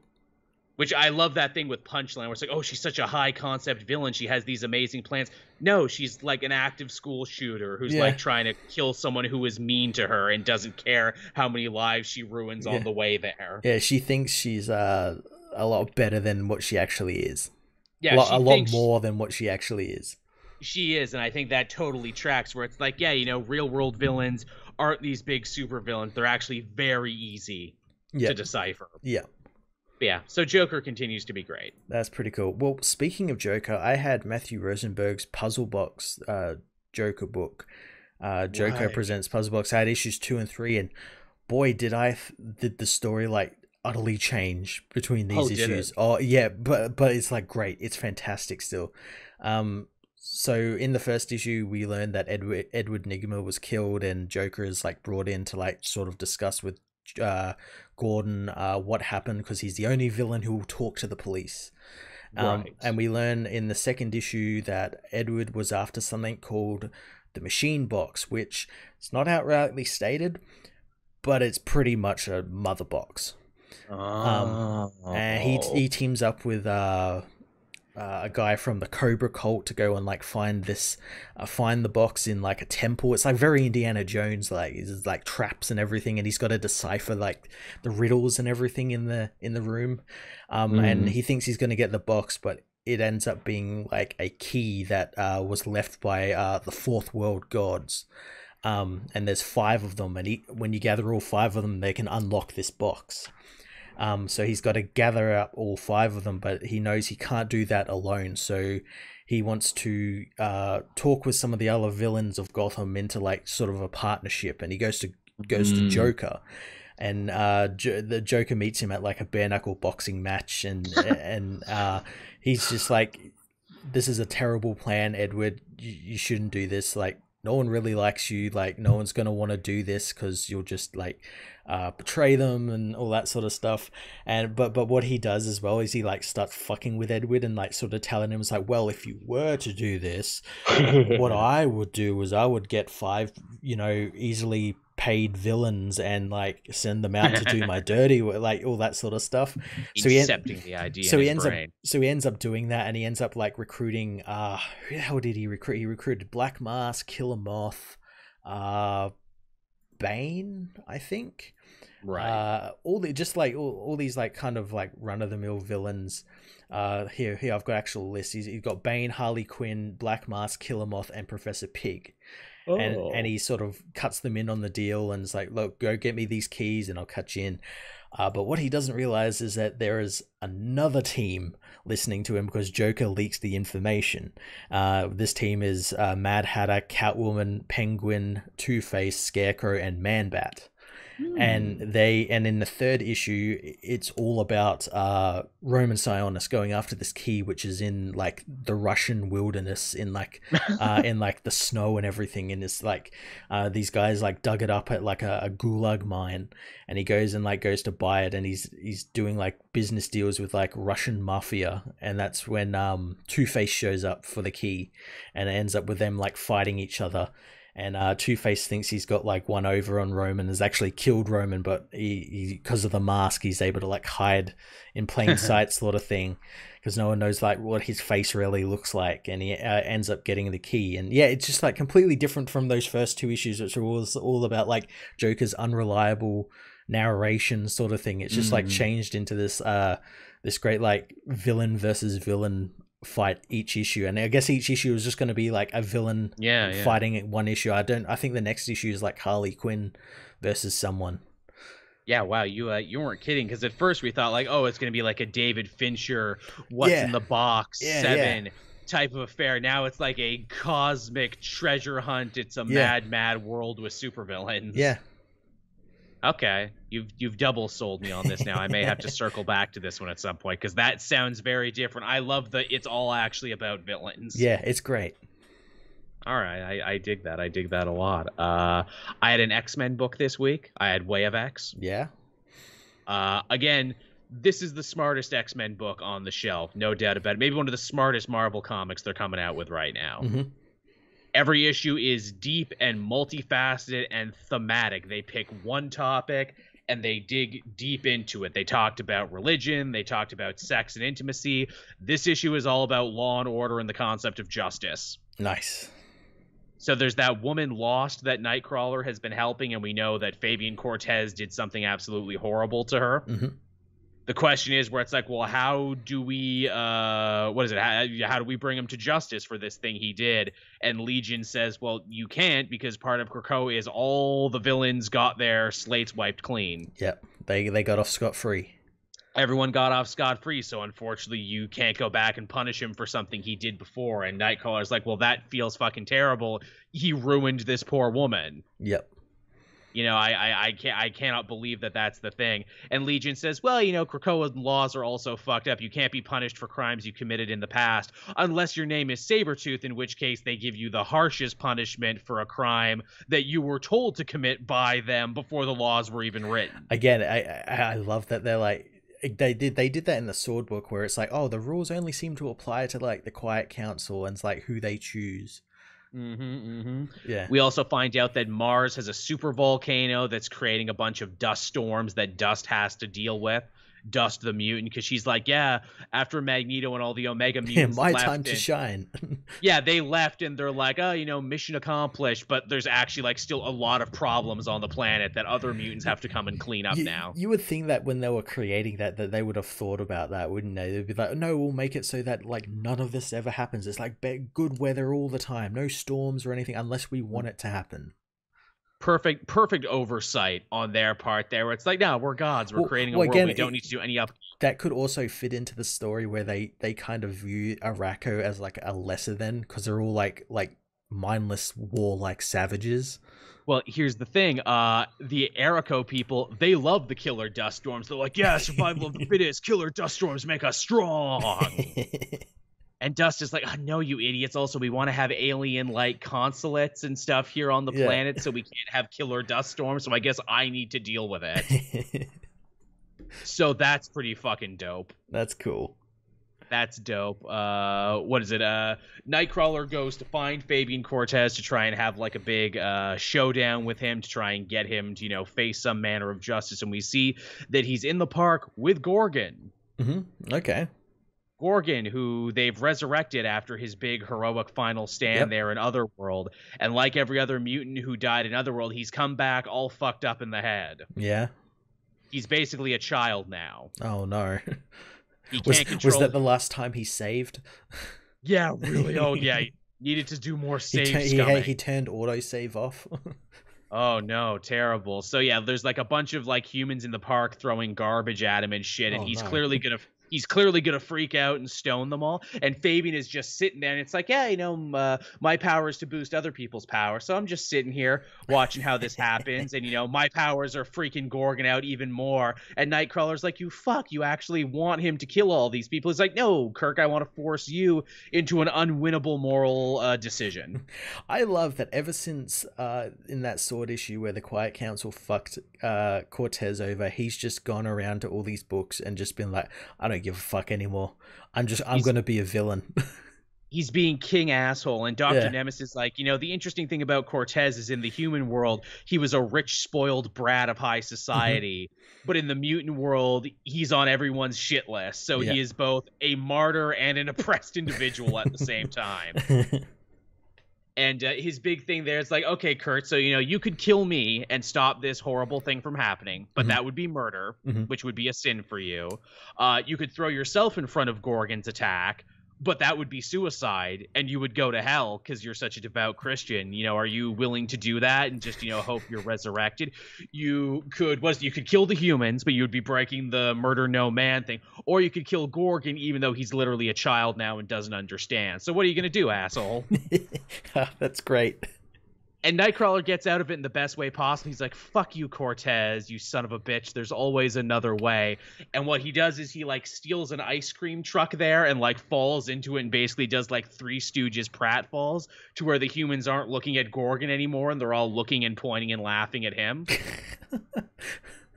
And that pisses Cortez off even more. He's like, why? Why did you save Gorgon? He killed way more people than I've ever killed. Why did you do that? And like Nightcrawler just punches the shit out of him. It's like, fuck you. You may not have actually broken any laws by Krakoan standards, and I can't take you to the council for punishment, but I'm taking you to Lost for punishment is the thing. She's gonna get to decide what happens with you. We're doing restorative justice, motherfucker. Nice. And we get some more stuff with Legion and Onslaught that's cool, but this is like a great morality issue. That's awesome. That's what it's talking about. It's like, how does one dispense law and order and justice in a place like Krakoa where everything is so fucked up and topsy-turvy all the time? The answer is you gotta try a little bit harder, and Nightcrawler does want to try a little harder. Oh, awesome. Yeah, it was very, very nice. Cool. What else did you have? I had Action Comics 2021 annual. Right. Okay. See, I was going to read this, but I knew this was a continuation of House of L from Future State, which I didn't read, so I haven't read this yet. Well, this book takes place before that Future State book. Oh, really? Yeah. So this issue is all about, and it ties into Action Comics. Oh, good. Because the story, the wraparound, is a tale told to Thal-La, that woman. That Thelosian Kryptonian who Clark saved from that ship. She's a little girl on Warworld, and she's told this story by a guy who may not be a time traveler. It's like left vague, where he's like, because she asked like, how does he like know all this? Like, how are his stories like have that realness to him? And he's like, I'll never tell. I might be from the future, maybe. I don't know. But yeah, the story is about Allura Van El marrying Khan, who is a Thelosian Kryptonian of Warworld, the greatest warrior on Warworld Prime. They're about to get implies the existence of more war worlds. Yeah, they're about to get married. They're getting married by Superwoman Kara, who looks exactly like she does in her Future State book. Because she like rules over Sanctuary and everything on the moon. Right. And their wedding gets attacked by Phyros, the evil son of Superman and Cersei. Right, the guy in the red with the little skull and everything. Yeah, he's a Kryptonian with magic powers as well, so he's extra dangerous. Hell of a combination. And he brings them a wedding gift, because in the traditions of the House of El, what they have to do is that when two people are getting married, the male has to like do a show of strength, feats of strength. Yeah, pretty much. And he has to fight someone in Allura's family, and he was originally going to fight Brandon Kent, who is the Superman of Earth at this point in time. But before that happens, Fira showed up, and he showed up with a Phantom Zone projector, and he threw the whole family into the Phantom Zone. What a dickhead. So the family are trapped in the Phantom Zone, which over the course of thousands of years has changed dramatically. It's now like infested with monsters and everything, and the family ends up getting saved by Hank Henshaw. Oh shit! The cyborg Superman, who had been trapped in there since Action Comics issue 984. Wow, they actually referenced that? Yeah. Holy fuck, that's cool. Yeah, he's been in there for a lot longer than he was meant to be. And he's like, okay, I know a way that you guys can get off, and I'm glad you brought Brainiac 4 with you, because he'll be able to get us out of here. So they travel through the Phantom Zone, and as we learn, it probably like the most characterization the Phantom Zone has ever got. We learn the Phantom Zone isn't actually a dimension. It's the mind of a god. Oh. Yeah, because the House of El think that Jor-El was the one who created the Phantom Zone, and it's like a prison. And Hank's like, no, Jor-El just discovered. He stumbled upon it, and without ever doing any research on it, he just started wantonly throwing criminals inside of it. And then his son did the exact same thing. And as we learned, this place is the mind of a being called Ether. And Ether was asleep the whole time, and it was fine, and that's why they were able to like be in this zone and be like sort of immortal in their like consciousness, spirit, ghost form sort of thing. But when then Ether woke up, and when that happened, everything went to shit, and all the monsters they've been fighting throughout this time are past inmates and were once Kryptonians or whatever they were beforehand, but they've been transformed into these monsters thanks to the influence of ether and their mind. So they keep traveling, and then they find what they are going to get out of the Phantom Zone with, and that is a mother box, which is housed in the dead body of Mr. Miracle. Oh, shit.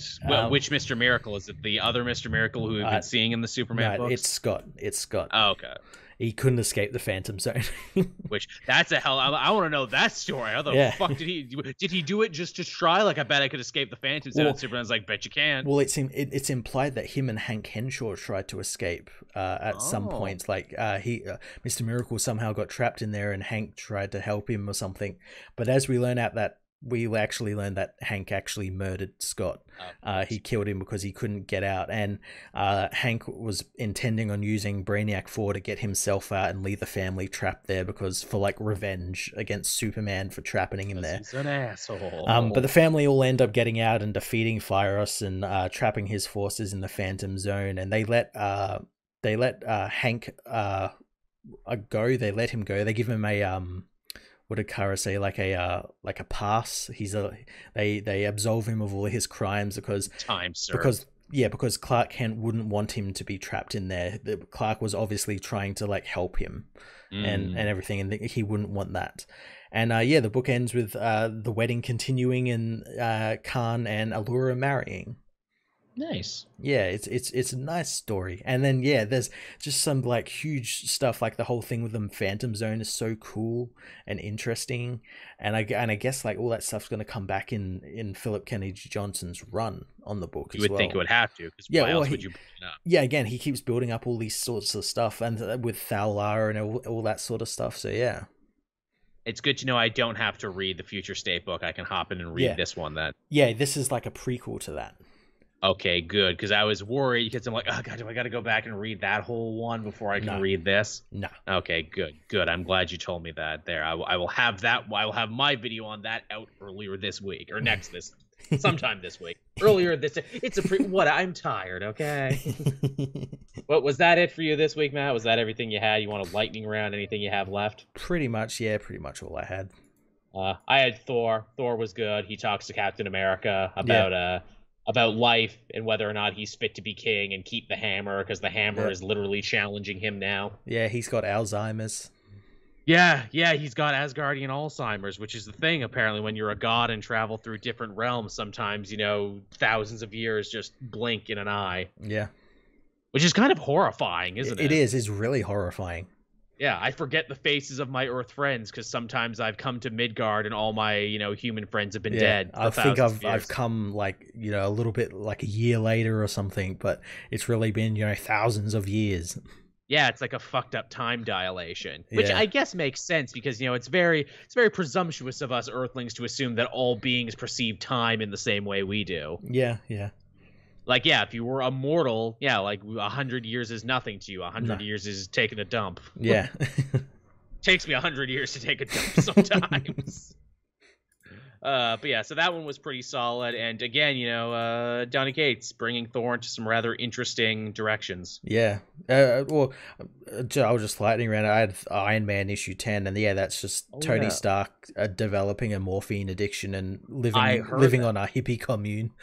Okay, see, look, there's been a lot of reasons I've wanted to pick up that book, but when you told me about that on Twitter, I'm like, oh, okay, I gotta see what this is about. It's really fucking cool, because he knows, he's like, okay, I need this morphine to, live, because he's still in the armor after, Korvac broke his neck. He has to, live in the armor, otherwise he'll die, and he needs the morphine to, so he doesn't go into shock. And he's like, okay, I need this to live, but I'm gonna crank it up a little bit because it feels fucking good. Because I'm an addict. Yeah, and he's like, I am very well aware this is going to be a problem, but it's a problem I'm gonna have to deal with after Korvac. It's not gonna be demon in a bottle. It's gonna be demon in an IV, demon in my veins. yeah. Gonna have to have a big superhero, intervention for Iron Man. Which honestly, I'm shocked no one's tried to do that. Where it's like, if you're an addict on one thing, you'll get addicted to other shit too. It happens. Yeah. More often than you would think. So it's like, he backslides into a completely separate addiction. And how can you make a man go to rehab? It was like, I can have the mind of God. I can invent friggin' killer war suits. You can't make me go to rehab if I don't want to. Invent a suit that's just morphine. the morphine armor. He's like useless in the battle. He's just chilling. It's just all syringes all the time. And now everyone will get my addiction. There you go. I guess before we're done, we should talk about Loki because we promised we would. Yeah. So yeah, it ended its run. It was a short run. It was only 6 episodes. Mm-hmm. It's also one of the only shows that straight up promises, yeah, we're coming back for a season 2. Yeah, in a post-credit scene. Very much so. It's like, oh yeah, we're doing season 2. Don't worry. It's happening. It's real. Yeah. It's definitely real. Genuinely, I mean, I knew I was going to like it because I'm an easy lay for this shit. I'm shocked everyone else liked this one as much as they did. The casual fans and just the regular people fans. I assumed that everyone was going to hate this ending when I watched it originally. Same, because it's very much an ending you need to have like some type of comic knowledge for, or like it helps if you have some type of comic knowledge for. But yeah, I've talked to people who don't know really anything about like Kang or anything like that, and they're like, oh, we loved it. Yeah, that's I mean, that's good. That means they're doing their fucking job right, making these shows. Yeah. Because again, it's a total comic ending is what it is. It's like, hey, you liked that 6-issue miniseries. Great. Be sure to keep your eyes peeled for the new event coming soon is what it is. That's totally the ending it was. Oh yeah, this whole thing. We find out that the season is basically like one big like 0 issue for like the next big event. For everything else that's happening in the universe. So yeah, we got to see Jonathan Majors. Yes, the big final boss of time behind everything was Kang, but not the Kang we know. No.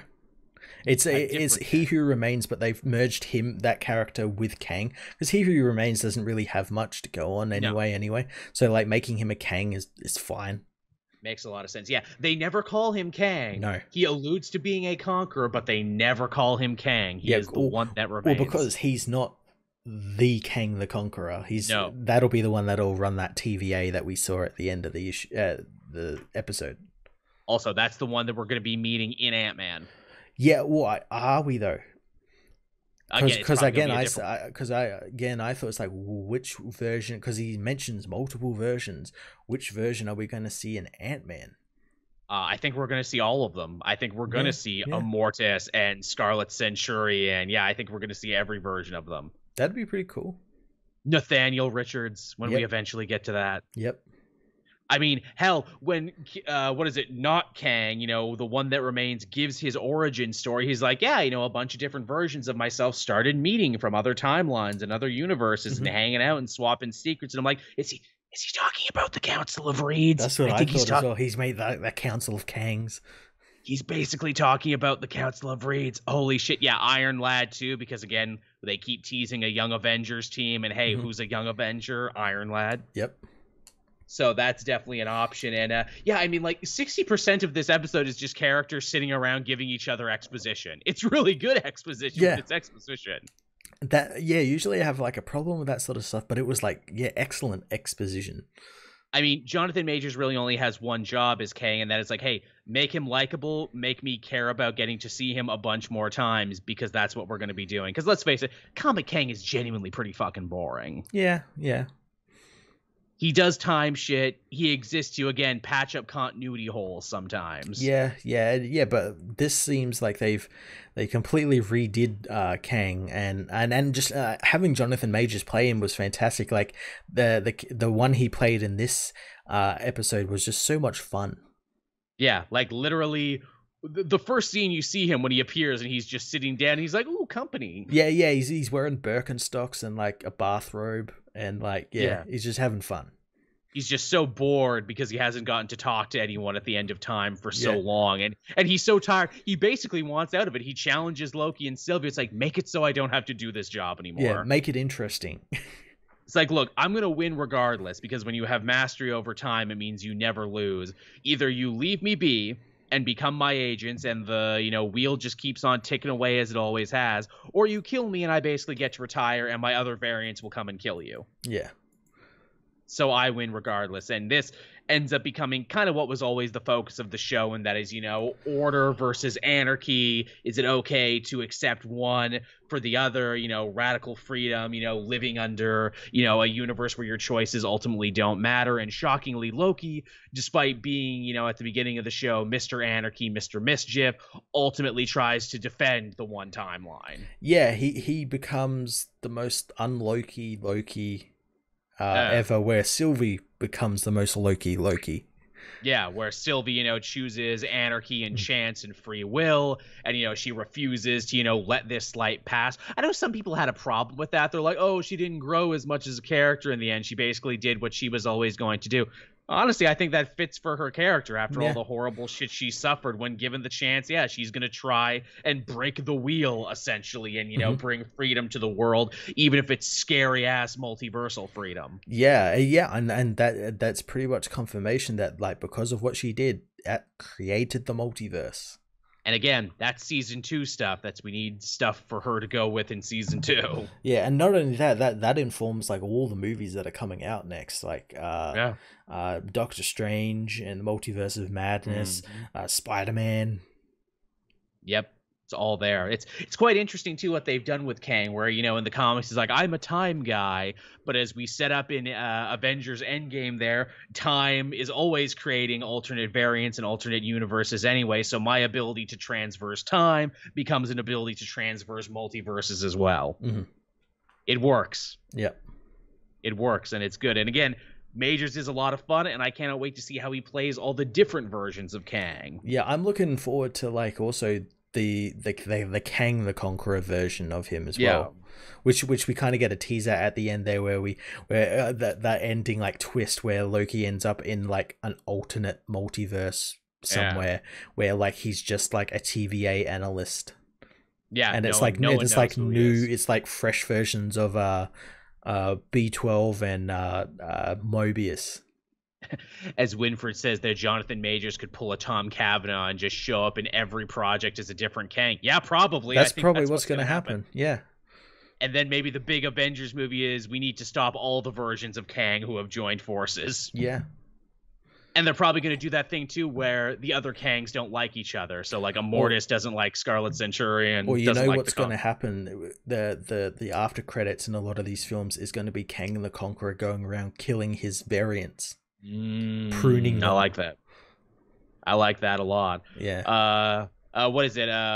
Renslayer and Mobius, they kind of have a final stand-up. Theirs felt a little half-baked. Again, that feels like this is going to be a season 2 thing. Yeah. Basically, Owen Wilson is able to come there and prove that she's full of shit, and they're all variants, and, the TVA finds that out. But it ultimately doesn't mean much because it seems like time was rewritten anyway, so maybe we're not in there, but we'll have to get back there. Who knows? Yeah, and Renslayer's obviously gone off to be with Kang somewhere, somewhere. Be with her lover, which tracks with the comics. Yep. What was that joke from Twitter I like there? So the TVA ended up being a black-owned business. Yeah, I guess so. Yeah, it's the ultimate black-owned business. They own all of time. There are time and space in the multiverse.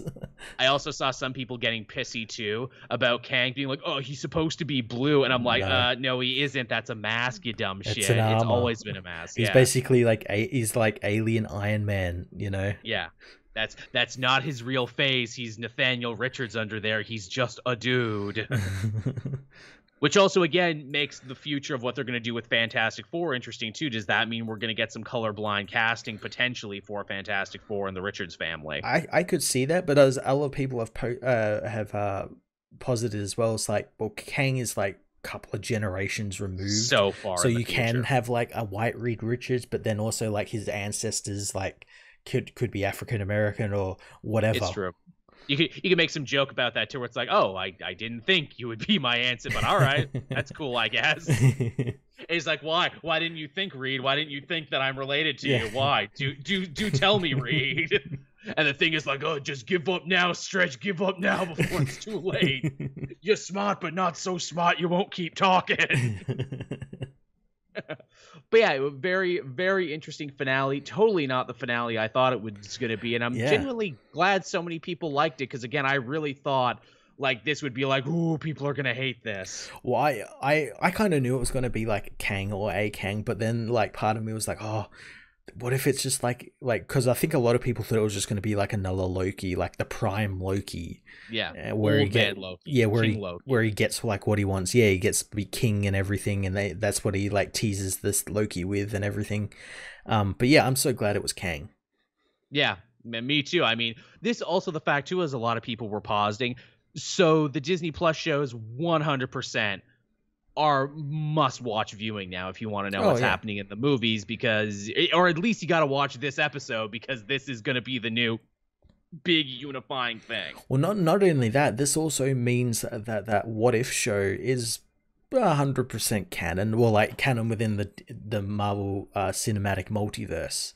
Yeah, that these are official multiverses. Yeah, just because it's animated doesn't mean it's not canon or anything. It is. Yeah, that it's any less canonical to what the multiverse now looks like following this. Which again, hey, perfect timing that this is the show that follows Loki. Well, I think that was meant to happen. Yeah, absolutely. These things that is not random or anything. No, they're not leaving that shit up to chance. And it's why we probably haven't had like a Spider-Man trailer or anything as well. Yeah. Oh my God, you're right, because it's going to be multiverse. And like, no. We got to lay the groundwork for it. If we have the trailer, it'll spoil this. Yep. We don't, need another Victoria Contessa Elaine from Seinfeld situation where she shows up in one, but she was actually supposed to show up in the other first. Yep. Which I don't call that a spoiler because she serves the same purpose in both. Yeah. So yeah, that was Loki, everyone, and yeah, it was pretty dope. Pretty dope. I'm looking forward to seeing where we're going to see Loki next, because it's definitely not going to be season 2 of Loki. We're going to see him before that. Yeah. I reckon Doctor Strange. Yeah, maybe that's he's dealing like with the multiverse. Yeah, maybe he's like a 11th hour edition there. Yeah, or like after credits scene or something. Maybe that'll be like where they build him up in the after credits. And of course, now you definitely want to see Loki rejoin the cast of Thor at some point, just to show his brother how much he's grown and changed. Again, Thor could easily be in Thor, yeah. Somehow, some way. Yeah. It is weird though to think that like this version we've got of Loki now is the 2012 version. Yeah, and it's had more character development than the actual one that went through the universe up to Infinity War. Yeah, he got the Cliff Notes version of his life. And fell in love with himself, but it didn't work out, which is a shame. You know, if you can't make a relationship with yourself work out, then I mean, you know, yeah. What hope do you have? Anything. Yeah. What hope do you have? That's the real takeaway with Loki. Never fall in love with yourself. It'll only lead to heartbreak and sword fights. So yeah, I guess on that note here, we can start bringing the show down officially. Yeah. Thank you so much, everyone, for watching and listening. Really appreciate it. Be sure to catch the episode again on the replay there. We launch it every Wednesday morning, 8 a.m. over on the Cape Joel channel. If you're a patron, you'll get to listen to the audio and video version before anyone else over on Patreon. That's $1 a month if you want to hear the audio version, and $5 a month if you want to watch back the video version. Yeah. So there you go. Thank you again so much for coming and hanging out both tonight on this show and the other day when I did my own stream on Twitch. I know I don't do it all the time, so I was really happy to get a chance to get out there and do it. Anything else to say, Matt? Anything else to promote? Anything else you want? Not really. I'm going to be getting back into streaming this week as well. I've got like hopefully like a less busier week than it was last week. But yeah, I'm going to be back streaming Yakuza and your Final Fantasies, and people want me to stream like Demon Souls and everything, so probably be doing some of that as well. I am jealous of your output. I really wish I could stream at the level and frequency that you do. I need to first get up earlier in the morning. I need to stop sleeping the days away in quarantine just because it's like, what? I'm not going anywhere. I'm not doing anything. Well, a lot of mine is like middle of the night for me, where it's like the easiest time I can do it. True enough. Yeah, that's definitely a good thing to work out there. I used to stream at night, but it's just been so goddamn hot in Canada right now. Like even with the air conditioner and fan on, it's just like I feel like I'm melting. Yeah. It's a bad time for it. But yeah, thank you everyone for coming and showing up and everything. It was a lot of fun. Thank you, Cosmic Reject, for the belated happy birthday. I appreciate that. We'll start winding the show down, everyone, and we'll be back again next week, same time, same place. Yeah, catch you guys later. Yeah, check us out there, everyone. Bye-bye.